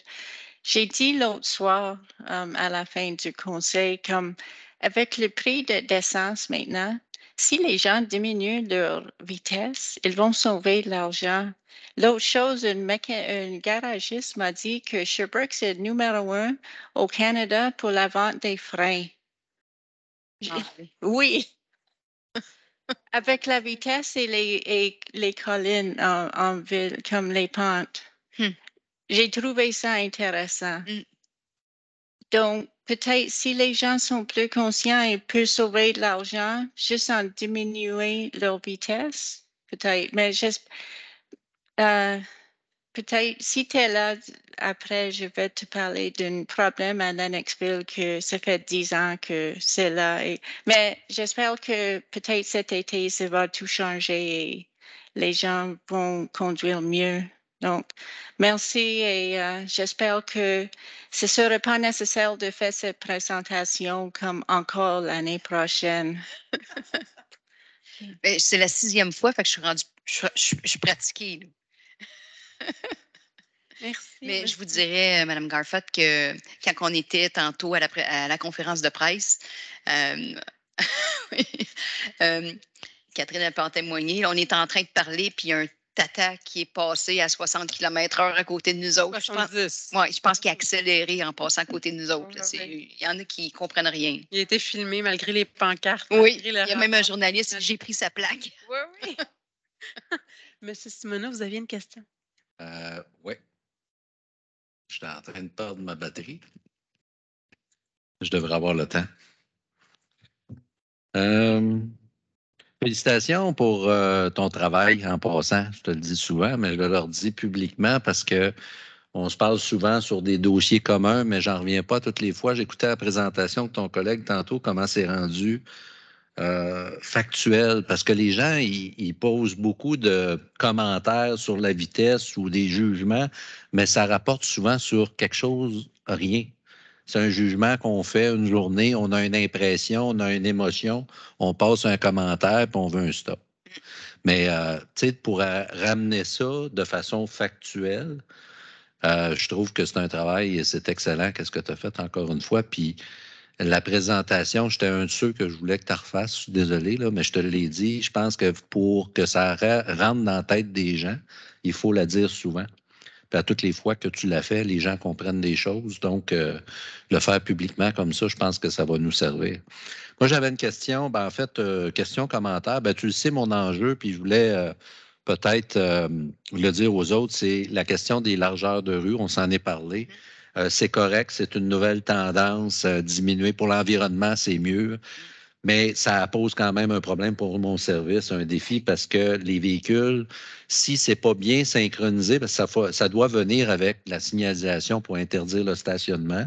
Ça doit venir avec un bon déneigement l'hiver, parce que sans ça, mes véhicules ne passent plus ou ne sont pas capables de se pâter. Là, on appelle ça, il y a un empattement qu'on doit aller chercher pour pouvoir extensionner un véhicule d'élévation. Donc, chose qu'on ne prend pas toujours en compte ou dans la réflexion qu'on a, oui, on le sait, mais l'installation des autres éléments ne sont pas là. Mais je fais juste dire que tes équipes font un excellent travail, mais il ne faut pas lâcher au niveau de la communication. Quand il y a un non-stationnement, ben, il faut le mettre rapidement parce qu'il est arrivé des événements où il y a eu un incendie et qu'on n'a pas pu se rendre. Donc, ça fait deux fois. Puis Stéphane, tu fais bien de le mentionner. Non seulement il est arrivé ça, mais il est arrivé, ce qui arrive actuellement, c'est que c'est des rues qui sont en construction, qui sont plus étroites, mais que tous les employés des entrepreneurs en construction stationnent des deux côtés. Fait que même dans le milieu, le camion, il ne passait pas. Là, même sans sortir ses pattes, là, il ne passait pas entre les deux rangées de véhicules. Fait que, tout à fait. Fait que c'est pas un reproche parce qu'on se parle beaucoup là-dessus, mais c'était plus pour vous sensibiliser la population à ça que notre véhicule qui passe, c'est correct, mais en termes d'urgence, souvent, ça prend plus que ça. Donc, à toujours avoir une conscience quand on stationne de dire, écoute, est-ce qu'un véhicule incendie est capable de passer? Ça, on apprécierait. Puis, ton point, c'était mon deuxième. Je prends l'exemple de Bertrand Faby, près de Président Kennedy et Saint-Roch. Il y a beaucoup de construction. J'ai un peu l'impression que puis ça doit être ça aussi la volonté, mais les stationnements sont beaucoup réduits pour les résidences. Donc, la contrepartie, c'est que les gens s'en vont dans la rue. Puis quand tu passes sur un boulevard quand même qui est achalandé comme Bertrand Faby, ben là, ça crée. Moi, j'ai l'impression que beaucoup de les autos sont rapprochées. Je me demandais, c'était juste un commentaire, mais tu sais, t'en revenais surtout au secteur en construction. Ça devient problématique, mais circonstanciel. Mais encore une fois, ça se vaut, je le dis, pas pour nos services, parce qu'on se parle souvent, mais pour le bénéfice des citoyens qui nous écoutent, puis les élus. Là. En fait, sachez, puis ton point est bon, là, sur Bertrand Faby, ce que ça fait comme effet, ça fait un effet de rétrécissement. Donc, les gens ralentissent. Avant, sur Bertrand Faby, puis Pierre peut peut-être le confirmer, là, mais sur Bertrand Faby, des contraventions, il y en a eu des tonnes. Là. Les gens roulaient à 70 dans la zone de 50, puis ils ne ralentissaient pas, ils ne voyaient pas de changement d'occupation. Mais depuis qu'il y a beaucoup plus de voitures de stationner ses côtés, tu as vraiment l'impression de rentrer en ville. Fait que là, tu lèves le pied, veux pas, puis les gens ralentissent. Fait que c'est une bonne chose. C'est une bonne chose, c'est ça, exactement. Mais juste dans le même ordre d'idée, on a eu un projet l'année dernière où j'ai eu une rencontre avec les citoyens. Puis, en fait, ce qu'on fait faut comprendre que les villes ont été construites pour le tout à l'auto. Hein. Les voies de circulation ont une largeur excessive. Là. Je pense que les gros camions Volvo, je ne sais pas si vous connaissez ça, dans les mines, là, ils passent dans les largeurs de voies là, parce que c'est énorme. Fait qu'on a des largeurs de voies. On peut prendre Galt-Ouest, mettons en avant les petites sœurs de la Sainte-Famille. La largeur des voies, c'est 4,5 mètres, quasiment 5 mètres de large. Là. C'est une mer de pavage. Là. C'est l'horreur. Fait que quand on reconstruit, on réduit la largeur des voies, puis maintenant, on vise 3,1, 3,3 mètres de largeur à peu près en largeur de voie. Vous allez le voir sur la nouvelle rue Galt-Ouest, les largeurs de voie sont à 3,3 mètres. Donc, c'est beaucoup plus étroit. Fait que déjà là, juste les deux véhicules qui sont un à côté de l'autre, ils vont être plus proches. Fait que déjà là, tu ralentis un petit peu. Fait que ça, on le vise. Fait que c'est sûr que sur Bertrand-Faby, c'est un peu ce cas-là aussi. Les voies sont plus étroites. En plus des stationnements à ses côtés. Donc, c'est une occupation un peu comme ici sur Wellington Nord. Une occupation beaucoup plus appropriée par les gens qui vivent dans le secteur, ce qui fait que tu lèves le pied naturellement. Puis c'est ce qu'on veut à la ville de Sherbrooke, sans évidemment mettre en danger les services de sécurité Puis publique. je pense de changer le comportement, de demander aux gens, c'est une chose, mais quand tu changes la configuration, comme tu dis, là, ben d'accord avec toi, René Lévesque, qu'est-ce que vous avez fait, là? Tu sais, il n'y a pas personne qui s'en va à 70 là. Tu sais, je veux dire, naturellement, ça te le dit, ça t'empêche d'aller vite. Tu sais, c'est une voie. Puis c'est vraiment, tu sais, il y a une école proche, mais je pense qu'on a plus de succès par cette philosophie-là que c'est bien de faire la sensibilisation, mais moi, je crois plus à des interventions comme que tu fais avec tes équipes pour changer les mentalités, puis surtout la conception des rues. Effectivement. Bon, merci. Moi aussi, j'avais quelques petites choses. Tantôt, on a parlé de la priorisation des requêtes en arrondissement. On parlait de Lennoxville qui sautait son tour, mais je sais que Des Nations, c'est comme vraiment un très, très gros arrondissement. Est-ce qu'eux, ils ont un privilège peut-être ou parce que, tu sais, par rapport, mettons, à mon arrondissement, il est quand même beaucoup plus populeux, là, beaucoup plus de rues. Ben, en fait, non, on n'a pas, nous, par instinct, on fait sauter un tour à Lennoxville, un ou deux tours, je pense que c'est deux tours à Lennoxville. Là. Puis, mais les trois autres arrondissements sont à la même équité. Mais entre vous, arrondissements, si vous choisissez de donner un tour de plus à la Nations, c'est juste le dire, puis nous, dans la sélection, on le fera, là, tout simplement. Ben, dans le fond, c'est juste parce que, tu sais, mettons que je pense au nombre de rues ou à la population, ils sont quand même beaucoup plus nombreux. Puis, je me demandais aussi si c'était possible peut-être par district aussi, ou je sais pas, tu sais, mettons, je pense à Brompton. Moi, là, toutes mes rues sont du MTQ ou presque. Mais, fait que je me demandais un peu s'il y avait En fait, on gère vraiment pas par district. Vous le vraiment savez, par... là, on gère vraiment, idéalement, on devrait gérer par ville, mais actuellement, on regarde par arrondissement, là, puis on essaye autant dans les réflexions des rues que dans ça d'être équitable au niveau des arrondissements. Fait que je vous dirais que c'est à vous à faire le travail en arrondissement lorsque vous priorisez. Si vous dites, ben moi, je n'ai rarement, mais là, j'en ai une, je veux qu'elle passe en premier. OK. Vous avez parlé des largeurs de rue dans les nouveaux développements. Oui. Fait que, dans le fond, de ce que je comprends, on tend à vouloir rapetir. Les avancées de trottoir, j'ai eu beaucoup de demandes des cyclistes parce que dans le fond, les cyclistes, leur piste cyclable suit le long du trottoir. Fait que quand il y a une avancée, ils se rapprochent des voitures. Après ça, ils reviennent. Ils se demandaient s'il n'y avait pas une possibilité de passer par-dessus l'avancée de trottoir, tu sais, de continuer tout droit. En fait, je vous dirais que vous avez tout à fait raison, ça devrait être prévu comme ça. Donc, je pense que les nouvelles choses, mais je vais le valider, là, mais je pense que les nouvelles façons de faire, c'est ce qui est prévu. Mais je pense que les anciennes avancées de trottoir qui ont été faites, c'est pas ce qui est prévu. Oui, oui, c'est ce que. Oui, je l'ai Mais je le prends en note, puis je m'en assure. D'ailleurs, sachez que je rencontre mes équipes de conception, tous mes ingénieurs, parce que j'ai le meilleur service d'ingénierie en ville, soit dit en passant. Mais je les rencontre tous à la fin août pour leur présenter justement toutes les nouvelles façons de faire, puis je vais m'assurer que c'est tenu en considération. Puis, ben, dans le fond, Mme Garfat a posé la question, tu sais, je pense à mes terrains de baseball qui, avec la problématique, les rues, dans le fond, fait que c'est vraiment important pour le citoyen, quand il remplit la requête, d'écrire à quelle heure il y a cette problématique-là pour que les mesures soient prises au moment et aux bonnes heures. Effectivement, tout à fait, parce que si on prend une soirée où il y a une partie de baseball, justement, puis c'est l'été, bien, si nous, on va prendre nos mesures une fois qu'il n'y en a plus de partie de baseball, bien, Ah, c'est ce qui est arrivé aussi dans mon district. ah, OK. il y en arrive des choses dans votre district. Ben, celui-là, je suis au courant. OK. Puis, je me demandais, on parlait de priorisation dans les arrondissements. Dans le fond, vous arrivez avec votre grille de critères. Fait que c'est comme ça qu'on rend uniforme les décisions dans chaque arrondissement pour pas qu'il y ait des arrondissements où ce soit plus sévère, puis qu'on décide de mettre des arrêts stop nécessairement à chaque fois ou Fait que c'est vraiment par rapport aux grilles que vous mettez. Les grilles sont dans la politique. Elles vous ont été présentées aussi, mais c'est vraiment des grilles qui sont uniformes et qui sont traitées de la même façon sur l'ensemble du territoire de la ville de Sherbrooke parce qu'on ne voulait pas, justement, comme ça a déjà été fait par le passé, avoir des endroits où il y a des stops partout, puis d'autres endroits où il n'y en a pas du tout. Même chose pour les traverses piétons et ainsi de suite. On veut vraiment avoir un traitement équitable. On est la 6e plus grande ville au Québec et on veut être géré en ville de façon uniforme. Donc, c'est pour ça qu'on donne le même traitement à tout le monde. Je me suis fait dire aussi, je m'excuse, Mme Garfat, mais à Lennoxville, les arrêts stop c'est juste écrit stop, de ce que j'ai entendu. Fait que là, on m'a demandé si c'était possible dans les prochaines que ce soit écrit arrêt stop, qu'il y ait les deux pour que ce soit français-anglais au moins. Là. J'en prends bonne note. Ben, moi non plus, mais des citoyens m'ont interpellé là-dessus. Est-ce que c'est encore écrit arrêt stop, ces arrêts stop? Je pense que c'est enlevé, ça, maintenant. Hein? Mais c'est juste écrit stop à Lennoxville, apparemment.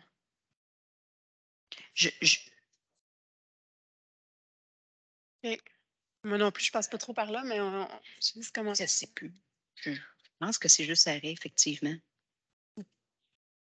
Ben, peut-être le mettre bilingue, vu que Lennoxville a un statut bilingue, fait que ça pourrait peut-être être quelque chose d'intéressant. Dans le fond, ça va avec la culture de Lennox, son bilingue.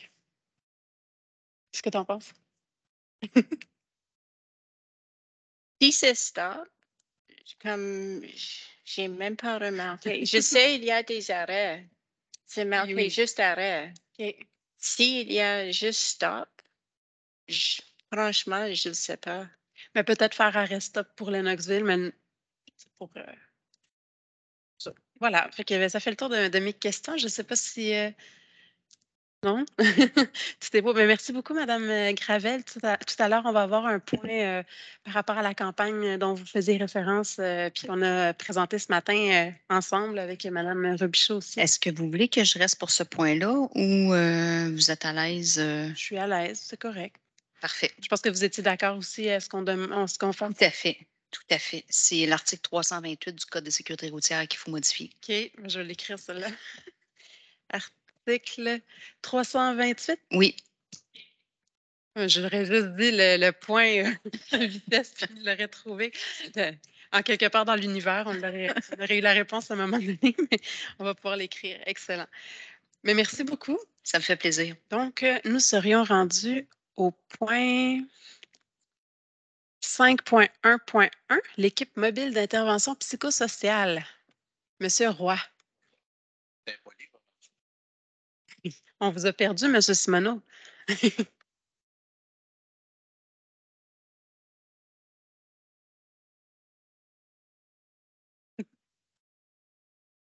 à moi, donc? Oui. Bon, écoutez, je vais prendre quelques minutes de votre temps. Je vous ai tout fourni le document qu'on a pondu. Nous aussi, c'est un document de 2020, comme la présentation en sécurité routière. On avait été sollicité, en fait, pas sollicité, on avait été mandaté pour comparaître, une comparution virtuelle au Comité permanent de la sécurité publique et nationale de la Chambre des communes du Canada en fin 2020, à l'automne 2020, pour l'équipe mobile d'intervention psychosociale afin d'aller la présenter comme un modèle d'intervention policière dans une étude dans le cadre de possible racisme systémique. On était loin de la santé mentale, mais il avait entendu parler de notre équipe, donc il voulait une présentation. Donc, on a préparé ça avec les services de communication de la Ville. De là arrive le document que je vous ai fourni. Puis, il n'y a pas beaucoup, les statistiques qu'il y a dedans n'ont pas beaucoup changé au fil depuis 2020. Donc, vous aurez l'opportunité. Les statistiques sont quand même assez à jour. Donc, si on suit le document, je vais vous épargner. Au début, je voulais faire une petite mise en bouche là, de la ville de Sherbrooke, notre service de police, un préambule. Donc, je vais vous l'épargner. Vous savez autant que moi la grandeur de la ville, le nombre de policiers, où est-ce qu'on est situé à près d'1 heure et quart de Montréal, vous savez tout ça. On avait présenté le service de police, 3 grandes divisions sur du territoire, enquête criminelle, sécurité des milieux, puis le soutien opérationnel et administratif. Et puis, tout de suite, on va rentrer dans le vif du sujet, une mise en contexte de l'historique de l'équipe mobile d'intervention psychosociale au service de police. Donc, c'est en 2015 qu'on se rend compte avec, comme le reste des gens, de la société, qu'une augmentation relativement drastique des problématiques de santé mentale, des gens avec des problématiques de santé mentale dans nos rues. De là que moi, je me plais à appeler, c'est à partir de ces années-là que j'ai commencé à employer le terme sujet et non suspect. On en a parlé à la dernière fois que je suis venu. De plus en plus, le milieu policier est confronté à des sujets et non des suspects. Une grande différence. Hein. On fait face à des gens malades plus qu'à des criminels. Ou près, je n'ai pas les statistiques concrètes du pourcentage, mais souvent, c'est interrelié. Hein. Donc, le fléau en 2015 était grandissant.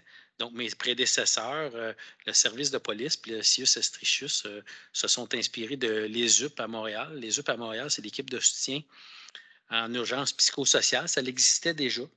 Et puis, je vais vous épargner toutes les statistiques du CIUS puis tout ça, de la montée, mais vous êtes en 2015, on constate une montée. Si vous voulez les statistiques, vous pourrez aller les voir. Donc, on s'assoit avec notre partenaire du CIUS, puis on décide le service de police, puis le CIUS décide de mettre en place l'EMIP, l'équipe mobile d'intervention psychosociale, calquée sur les UP de Montréal. La seule petite différence à l'époque, c'est que les UP de Montréal, c'est des policières à temps plein. Puis nous, en 2015, c'est des généralistes, c'est des patrouilleurs qui, au début de tout, c'était 2 soirs par semaine. Donc, l'équipe qui travaillait de soir travaillait avec un travailleur social, était joint avec un travailleur social, puis allait sur des appels en lien avec la problématique de santé mentale. C'était des policiers généralistes. Un petit peu plus de formation, mais pas beaucoup. Développaient des compétences à force de travailler avec eux, mais pas les qualifier de spécialistes en santé mentale.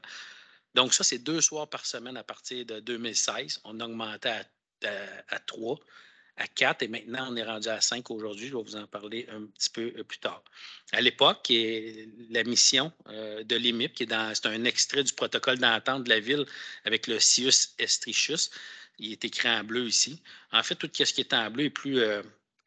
ça se veut un résumé un petit peu du reste du texte. C'était de favoriser la collaboration multidisciplinaire et soutenir le travail policier lors d'interventions impliquant des personnes en crise ou dont l'état mental est perturbé, afin de faciliter l'accès à ces personnes, surtout à des services adaptés, que ce soit au niveau de la justice, de la santé ou du soutien dans la communauté. Donc, ils étaient très visionnaires, les gens à l'époque, autant du CIUS que du service de police, dans leur méthodologie. 2016, l'implantation, 2017, 2018. Les objectifs à l'époque du protocole d'entente, c'était de soutenir le travail des policiers patrouilleurs de première ligne en jouant un rôle d'expert conseil, développer des nouvelles pratiques. J'y passe vite parce que plus loin, on va aller plus en micro. Offrir un service adapté aux besoins de la personne en crise au moment opportun. The right time, at the right, for the right reason, for the right person. C'est le service adapté, madame. Je m'excuse des anglicismes, mais non, je ne devrais pas. Content. Juste, il y a des fois, il y a des choses qui ne traduisent pas comme en français ou en c'est plus anglais. dur. Non, pas plus dur, c'est juste. Ça se fait pas. C'est plus comme. Je ne donne pas d'exemple maintenant, mais je comprends qu'est-ce que tu veux dire. Mais même en anglais, on dit des choses en français qui sont mieux en français qu'en anglais, donc c'est correct. Merci. Après ça, il y avait de favoriser la complémentarité des interventions du SPS avec celle des partenaires. Ce qui est magnifique de 2015-2016, quand on implante ça, c'est que le milieu policier, à une époque, est un petit peu plus fermé au partenariat. L'EMIP, l'implantation de l'EMIP en 2015, a ouvert beaucoup d'horizons. Puis écoutez, je vais être très franc et transparent avec vous. Là. Moi, je suis dans la police depuis 92. Puis, mettons, fin des années 90, vous m'auriez dit, comme patrouilleur, on met un travailleur social dans une autopatrouille. En toute transparence, je suis obligé de vous dire que j'aurais peut-être dit, hey, à ta minute, là, tu sais, là. Fait que beaucoup plus d'ouverture d'esprit, hein, de complémentarité. Puis ça a été une très, très grande victoire. Puis moi, ça, j'apprécie l'EMIP pour ça. Le travail de complémentarité entre le travailleur social et le policier, c'est fantastique.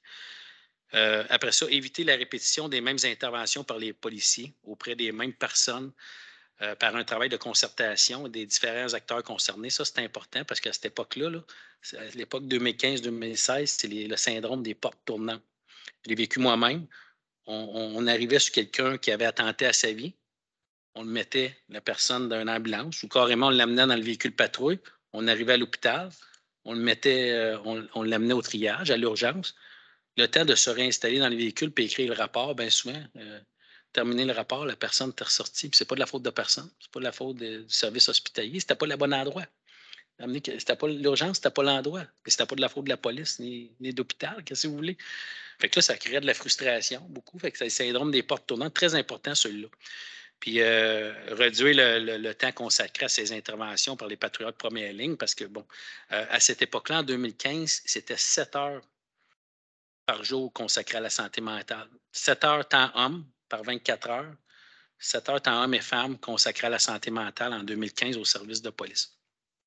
En 2018, juste 2 ans avant la pandémie, on se rend compte que les appels de ce genre-là ne cessent d'augmenter.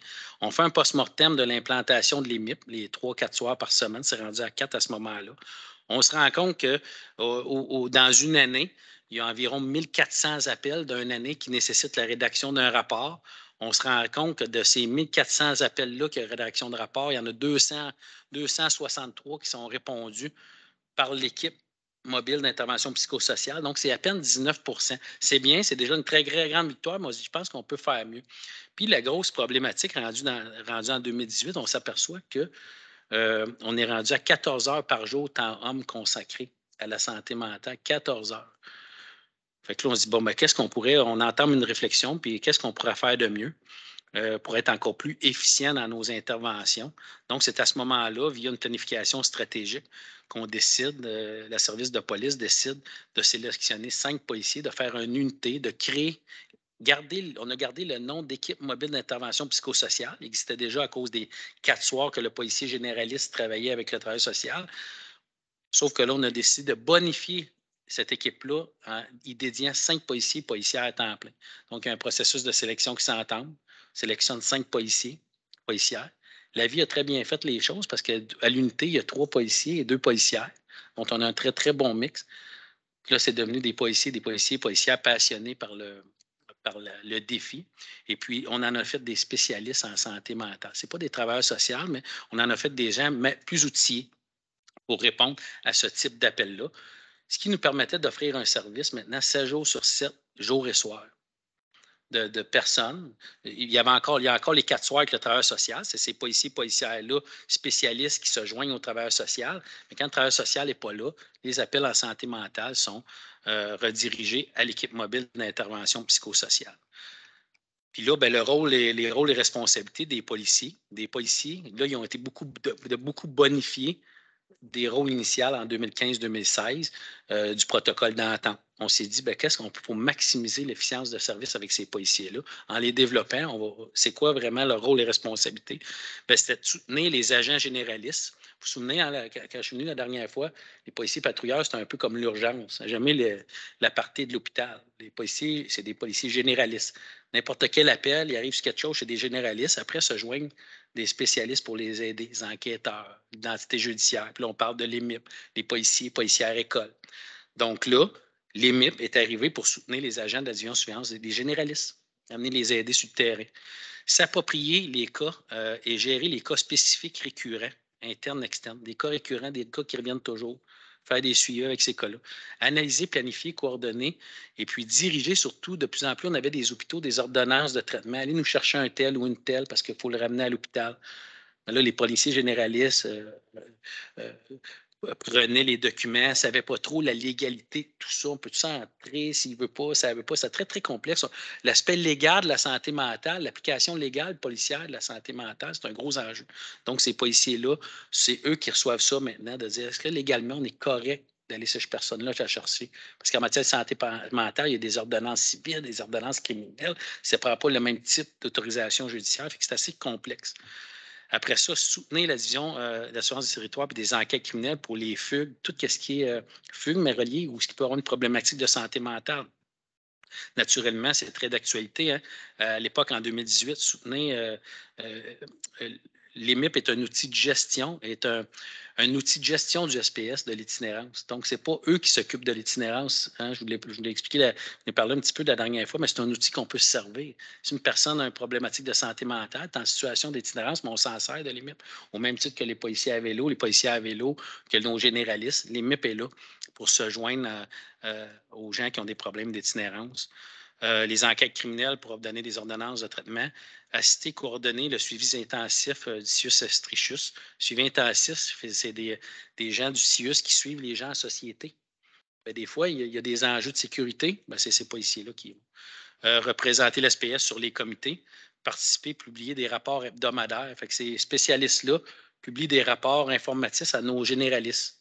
Voici nos gens, puis voici comment les prendre, voici comment les gérer si vous avez affaire à eux, et puis voici les aspects de sécurité.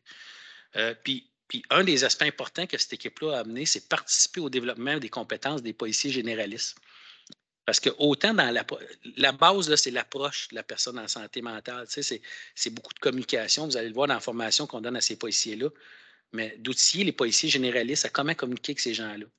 Au-delà de la communication puis de l'intervention, l'aspect légal, ça tout passe par ces policiers-là. Puis ça fait de nos policiers généralistes des meilleurs policiers parce que c'est leur référence.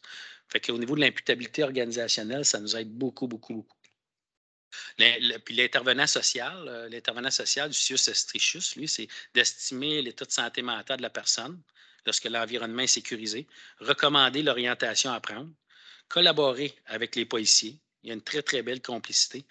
Assurer la liaison avec les intervenants et diriger les personnes vers les ressources appropriées. Il est là que l'intervenant du CIUS, c'est exceptionnel. Hein? Quand tu arrives avec l'intervenant à l'hôpital, déjà les contacts, déjà la pathologie, déjà sont capables. On a déjà en résolution de problèmes au lieu d'être en répression ou pas la criminalisation, mais dans la judiciarisation.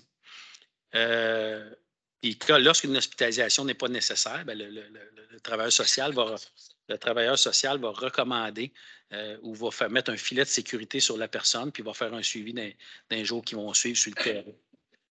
Concrètement, comment ça se passe, un appel au service de police quand on a un appel d'une personne qui peut avoir des problématiques de santé mentale? Simplement, l'appel rentre au 911 à la centrale d'appel. Confirmation de la centrale qu'il s'agit possiblement d'une problématique de santé mentale, quelqu'un qui a des idées suicidaires, des choses comme ça. Le policier spécialiste de l'EMIP, seul, si l'intervenant social n'est pas là, ou avec l'intervenant social, se déplace, mais accompagné d'un policier ou des policiers généralistes. Il arrive sur les lieux, sécurise l'endroit. Une fois que l'endroit est sécurisé, c'est plus dangereux, les policiers généralistes quittent. Puis le policier spécialiste de l'EMIP avec le travailleur social reste, puis là, gère la situation. Donc, comme efficience, c'est fantastique parce que les généralistes retournent ces appels, puis les spécialistes qui sont là la gèrent. Avant, on arrivait là, dans l'autopatrouille, à l'urgence. On sortait, prenait l'autopatrouille, l'urgence. Sortait, prenait. Vous voyez, donc, ça l'aide beaucoup. Puis, même que l'EMIP, autant les travailleurs sociaux que nos policiers font des suivis, des fois quelques jours après.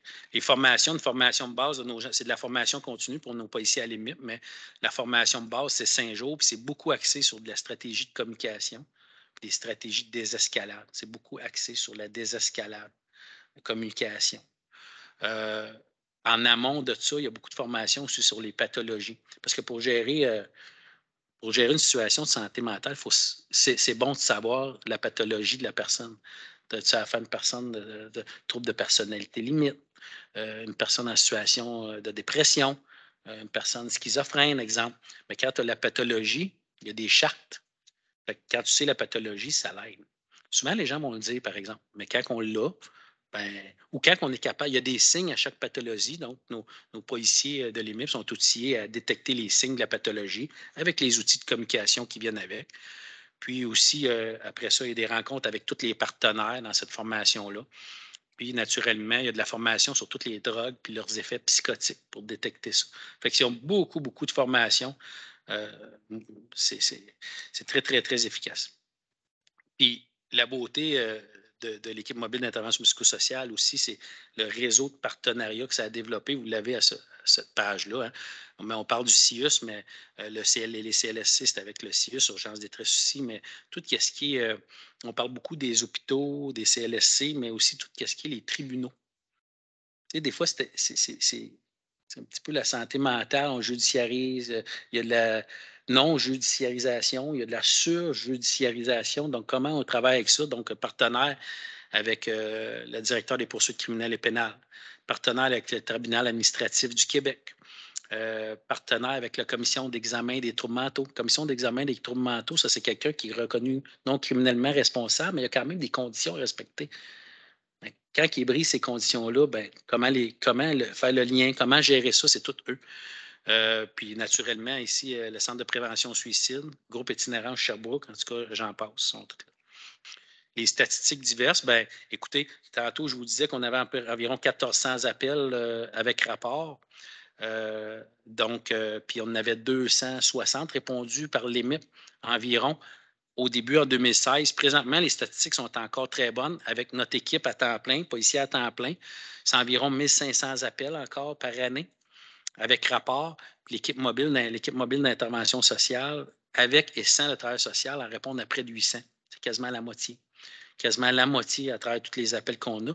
Puis, ils font au-delà de 300 suivis par année avec les cas récurrents. Ça fait au-dessus de quasiment 1100 interventions terrain par nos policiers, policières de l'équipe mobile d'intervention psychosociale sur le terrain. Donc, c'est toute une réalisation. Les résultats visés, mais moi, ce que j'aime du document que l'équipe a pondu, c'est qu'on avait les résultats visés, mais on a rajouté constaté aussi, parce qu'à la commission parlementaire, à la Chambre des communes, on dit, bien, on avait des résultats visés, mais on va vous dire ce qu'on constate. L'autre, du terrain, bien, le premier, il est fantastique, c'est prévenir le phénomène des portes tournantes. À la base, la priorité, c'est la personne qui a des problématiques de santé mentale. Il faut qu'elle ait les bons soins appropriés. Mais aussi, il y avait beaucoup de frustration des policiers. Fait que, c'est gagnant-gagnant, c'est triplement gagnant. Développer des interventions policières mieux adaptées. Augmenter l'expertise de notre organisation. On est rendu une référence au Québec en santé mentale. Les policiers, policières de l'équipe mobile d'intervention psychosociale, juste moi, personnellement, le nombre de fois que j'ai envoyé notre structure à d'autres organisations policières pour dire, ben voici le protocole d'entente, voici la lettre d'entente, voici les horaires, voici les rôles et responsabilités, c'est fantastique. Éviter la judiciarisation, surjudiciarisation, excusez, je vous l'avais dit. Assurer la bonne intervention au bon moment. Vous voyez, je l'ai dit en français. C'est bon. Réduire le temps de mobilisation de nos policiers généralistes. Donc, quand ils arrivent là, laisse ça aux gens de l'EMIP et quittent sur des appels. Les interventions répétitives, on les évite. Éviter les hospitalisations jugées non nécessaires, parce que c'est bon pour les réseaux hospitaliers. Il n'arrive plus un flot de personnes à l'urgence. On traite les gens qui physiquement en ont besoin. La collaboration avec le SPS, le réseau de la santé. Accès directement à la clientèle dans leur milieu. Ça, c'est intéressant. L'autre point, je vais terminer là-dessus après, là, mais pour nous, il est très, très important, mais il n'est pas quantifiable, c'est maximiser les chances d'une finalité pacifique en lien avec l'emploi de la force dû aux compétences de l'emploi de l'EMIP. Je vais revenir dans 30 secondes. Puis une statistique complètement à droite, le plus gros paragraphe, ça, c'est un des plus importants. Il est quantifiable, mais il est très intéressant. Réduction des transports par ambulance des personnes ayant des problèmes de santé mentale. Depuis 2015, alors que le nombre d'appels nécessitant la rédaction de rapports a pratiquement doublé. Donc, c'est 100 d'augmentation, pratiquement doublé. Le nombre de transports par ambulance a diminué de près de 30 Donc, on a doublé les appels nécessitant des rapports santé mentale. Par contre, les transports par ambulance ont diminué de 30 par rapport, c'est une très belle statistique. Ça, c'est du concret. Puis les policiers généralistes ont des meilleures compétences. Je terminais là-dessus, là-bas, à la commission, c'est que pour l'instant, on n'est pas capable d'établir une corrélation entre l'emploi de la force et l'équipe mobile d'intervention psychosociale. Je vous explique, c'est que combien de confrontations policières, sujets on a évité à cause de l'équipe sur le terrain. On n'est pas capable de quantifier. Mais il y a une chose qu'on est tous unanimes pour dire dans l'organisation, c'est que c'est clair qu'on expose moins nos policiers. Puis, la base, on explose moins les personnes. Parce que quand il y a de l'emploi de la force, une intervention, il n'y a pas de gagnant. On risque de blesser le sujet, ce qui est la priorité. On ne veut pas blesser la personne. On risque de faire blesser nos policiers, nos policières, ce qui est une priorité aussi pour notre organisation. On risque des poursuites. On risque des actions en justice. Mais ça, pour nous autres, c'est très, très, très important que l'équipe mobile, avec l'équipe mobile d'intervention psychosociale, cette diminution-là, non quantifiable, mais assurément présente, elle a une plus-value extraordinaire. Donc, ça fait le tour. Moi, la conclusion, c'était qu'il y avait des petites barrières, mais c'est de l'échange d'informations avec les partenaires. Mais je pense que ça va se décloisonner avec les années. Là. La police n'a pas le droit de dire à la santé qu'est-ce qu'on a dans nos banques de données, puis la santé n'a pas le droit de dire ça devrait se régler. On l'espère, on travaille fort, peut-être un jour. Puis la conclusion, bien, très simple, c'est une réussite sur toute la ligne, l'équipe mobile d'intervention psychosociale au service de police, autant pour le service de police que pour le CIUS Estricius, que pour les sujets sur le terrain, la ville de Sherbrooke et tout le monde. Ça fait le tour. Je peux juste ajouter, merci Pat, très belle présentation. Je peux juste ajouter, avant que cette équipe-là soit en place, je vous donne un exemple. Une personne avec des problèmes psychologiques se renfermait dans son appartement et les voisins où ils faisaient affaire au service policier appelaient les policiers. Les policiers arrivaient là, il n'y avait pas de formation adéquate et essayaient de dialoguer avec la personne. Et quand le dialogue, il y avait un point de rupture, à ce moment-là, il fallait appeler pour Sherbrooke la Sûreté du Québec, déclencher une opération filet. Et ça monopolise tout le service de police qui est en fonction. Tout faire l'évacuation des appartements alentours, tout faire les évacuations, faire un périmètre de sécurité, attendre la Sûreté du Québec qui arrive et commencer des négociations, des fois qui prenaient des 20, 25 heures, 26 heures avant d'être capable d'intervenir avec la personne.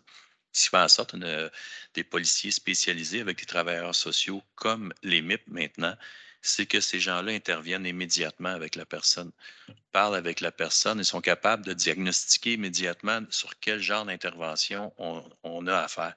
Et souvent, ils sont capables de nous dire que l'intervention, même si on passerait 12 heures, 13 heures à dialoguer avec la personne, est dans son monde où elle est rendue, on ne sera pas capable d'avoir un dialogue avec la personne. Ça nous permet des interventions plus rapides, ça nous permet des interventions plus appropriées.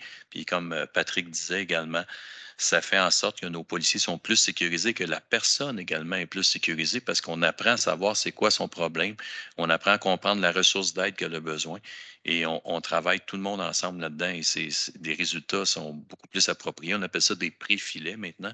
Ça veut dire que je vous dirais que 90% de nos interventions qui s'en allaient en filet avant se règlent en pré-filet maintenant. Et c'est très, très bon parce qu'on sauve du temps homme, on a des meilleurs services et on pouvait retourner le lendemain, comme Pat disait, on pouvait retourner le lendemain, puis la même personne se barricadait dans sa maison. Il fallait tout le temps une roue qui tourne comme ça. Alors que maintenant, le travailleur social qui est là avec le policier sont capables d'y emmener vers des ressources d'aide, la personne. Et ça fait en sorte que le travail est beaucoup mieux effectué à ce moment-là. C'est très, très bon. Merci pour la belle présentation. J'ai eu des très bons commentaires aussi pour l'unité d'intervention dont vous nous avez présenté. Là. On voit que le rôle et les responsabilités des policiers a vraiment changé depuis plusieurs années, là, puis ça s'est bonifié, puis c'est tant mieux. Là, il faut changer l'image du policier qui donne l'étiquette, puis c'est le méchant qui est tout le temps en train de nous surveiller. Là. C'est plus ça aujourd'hui. Là. On se rend compte que c'est vraiment une personne ressource, puis qui est importante dans la communauté, autant pour sécuriser les gens autour que sécuriser les personnes qui auraient des problématiques. Là. Fait que, bravo pour votre belle présentation. J'ai des petits trucs à dire, mais je laisserai peut-être mes collègues. Je ne sais pas si vous aviez quelques. Oui?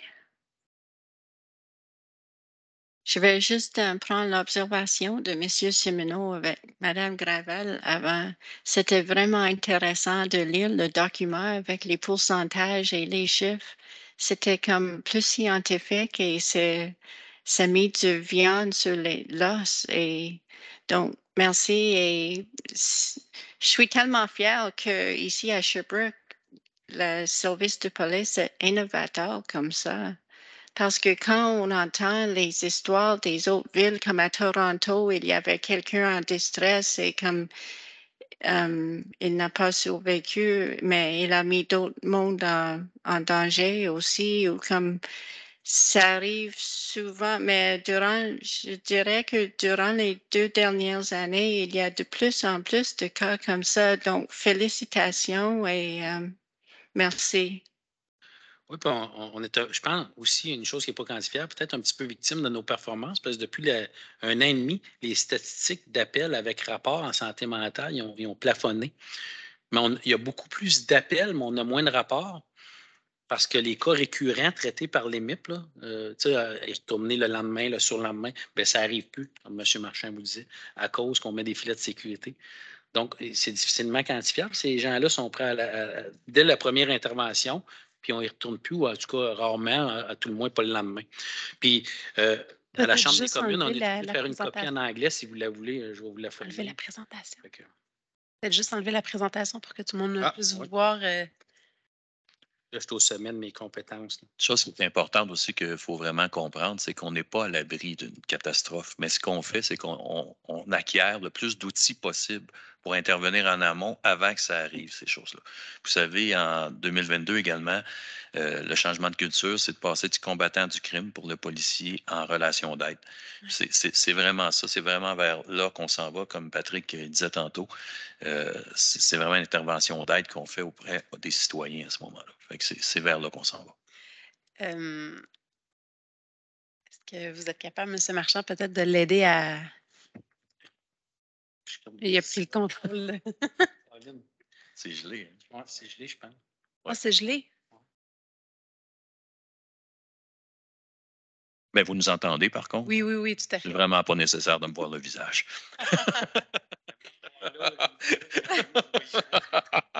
OK.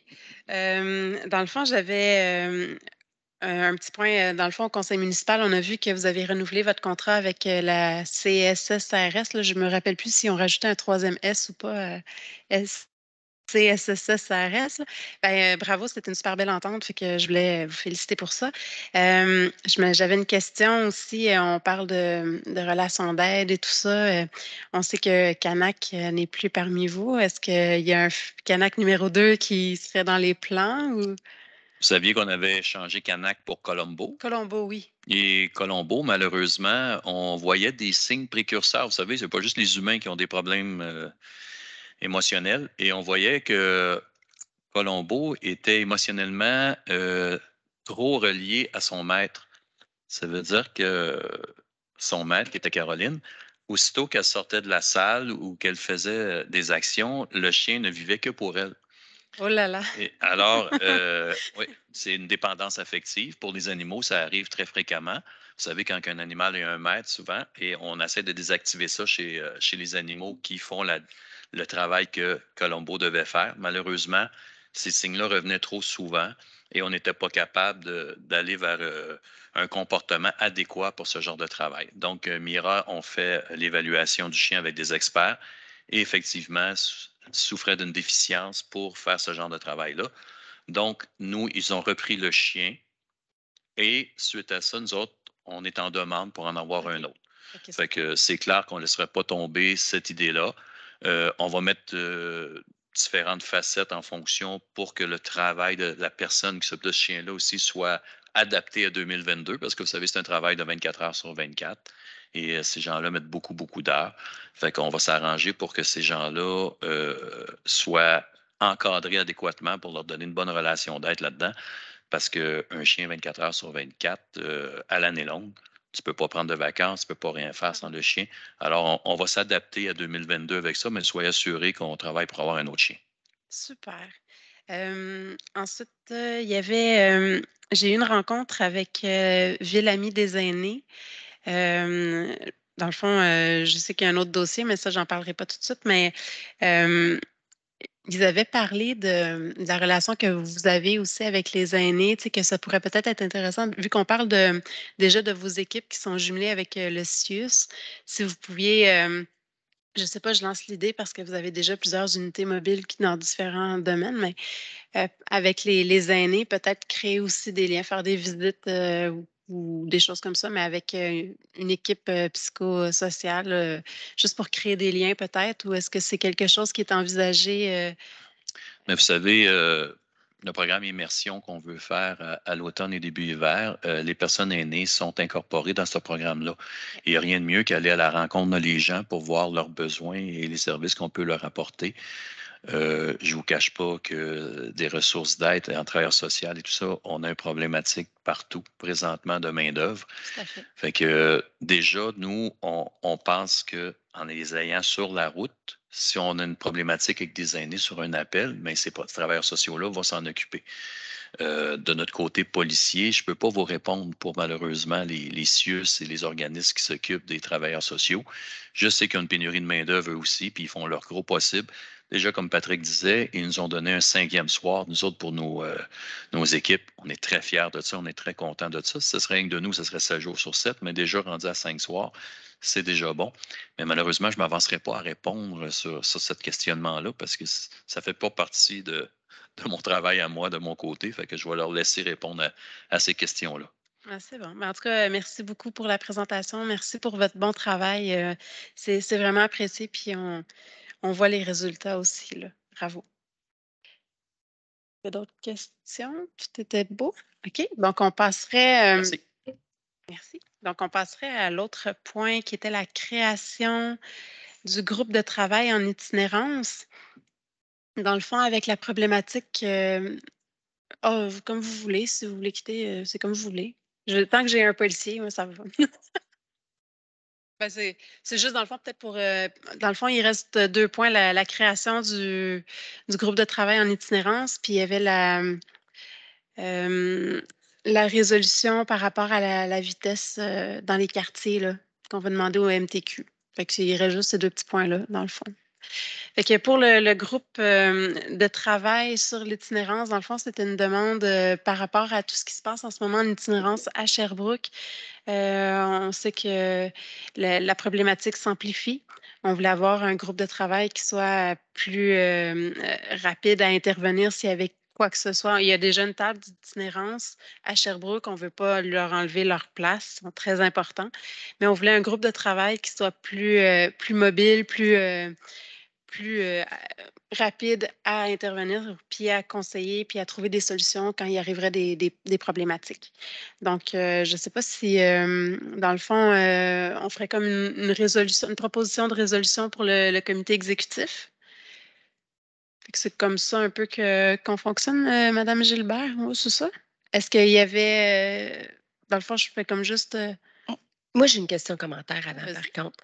Est-ce que les gens qui vont être sur le comité, sur la table, c'est les mêmes qui vont être? Est-ce que c'est les mêmes associations? Est-ce que c'est les mêmes organismes? Il y en a que oui, d'autres que... Ah, ben vas-y. C'est un peu le principe du GUTUL, GROTUL là, pour le logement. Là. Donc, de se rencontrer de façon plus... voyons, je cherche mes mots, pardon. Mais pour de se rencontrer, en fait, de façon ponctuelle. Le GUTUL se rencontre, exemple, le vendredi à toutes les semaines. Donc, d'avoir une certaine agilité pour suivre le dossier de l'itinérance.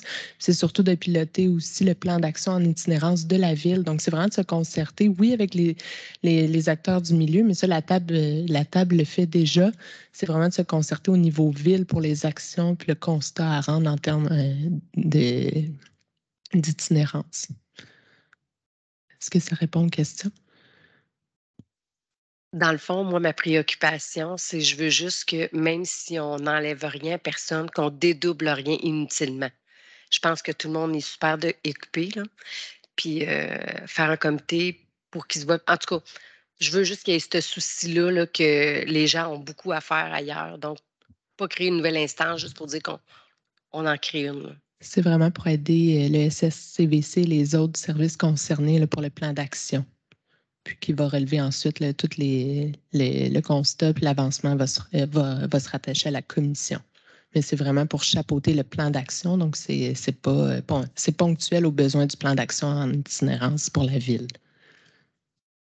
Moi aussi, j'ai eu cette inquiétude-là. J'ai posé la question. Je voulais surtout pas dédoubler le travail. Puis je sais que la table de travail en itinérance est très efficace. Elle fonctionne très bien. Ils sont bien rodés. Mais Mais je pense que ça prenait une instance qui soit vraiment plus agile, un peu comme, je ne le répéterai pas, mais pour le logement, le nom est particulier. Donc, dans le fond, sur le groupe de travail en itinérance, il pourrait y avoir 3 personnes de la table d'itinérance de Sherbrooke pour qu'ils puissent faire merci, Monsieur Roy, bonnes vacances. Bon été. Oui, c'est ça. Donc, 3 personnes de la table d'itinérance de Sherbrooke qui pourraient faire le lien aussi entre la table et le groupe. Il y aurait un représentant d'ICIUS. Il y aurait un membre de la direction générale, un membre du SPS, un membre du SPCI, trop vite, un représentant du cabinet, un ou 2 membres du SSCVC. Puis, dans le fond, il pourrait y avoir aussi Raïs Kibonge, vu que c'est pas mal dans son district que ça se passe.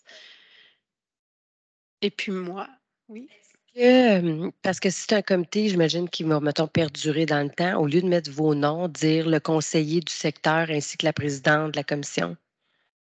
Par défaut, ça va être ça, mais tu sais, au moins. Mais c'est ponctuel, on ne crée pas une instance permanente. Comme le gros tuile. Moi, je voulais juste que ça soit plus simple, comme on a fait avec l'administration, dans le fond. Mais oui, on peut, sans mettre les noms, on peut mettre la présidence de la commission puis le conseiller du district. C'est une bonne idée. OK. Puis, Mais je veux juste faire une précision. Aujourd'hui, dans le fond, on vous demande la recommandation là, de créer le groupe de travail, mais je pense qu'on devrait en fait, pour attacher la composition puis faire les validations, moi, je vous suggère d'aller voir le SSCVC. C'est Caroline Proulx qui pourrait faire la recommandation formelle. Elle pourrait nous aider pour la composition, la récurrence des rencontres, puis voir à quel moment ça se rattache à votre commission.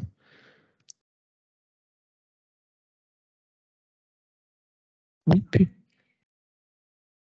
Exactement. Moi, j'irais dans un premier temps avec juste la création du groupe de travail, puis demander justement à avoir une recommandation du SSCVC pour la composition et la forme que ça prendra. OK.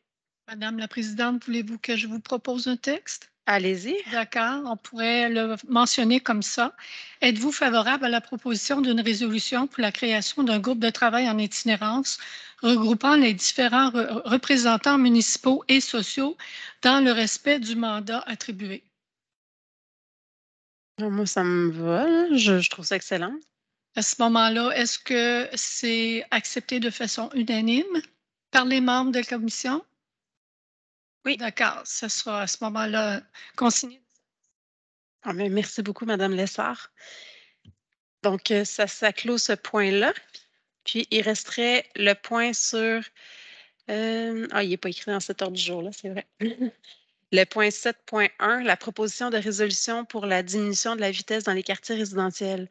On sait que ce matin, il y a eu la conférence de presse sur la campagne d'apaisement de la circulation, où on demande aux gens de rouler à plus proche de 40 km/h que le maximum à 50 km/h dans les quartiers résidentiels. Donc, ce qu'on demande, c'est au MTQ d'abaisser la vitesse de façon à ce que dans les quartiers résidentiels, ce soit 40 km/h. Donc, ce serait la modification de l'article 328. Merci, Madame Gravel. Puis, je ne sais pas si vous avez une proposition de texte ou puis qu'est-ce que mes collègues en pensent, si on rajoute quelque chose, si on modifie quelque chose, si qu'est-ce que. En fait, je pense que nous, on demande au conseil municipal d'adopter une résolution. Là. Demandant au MTQ, exactement, c'est ce que j'avais dit. C'est pas, on s'en va vers le c'est CM. Oui, exactement. Oui, c'est ça, c'est une proposition. Mm. Oui. Libellé, oui. Oui. Madame Garfat, est-ce que vous aviez...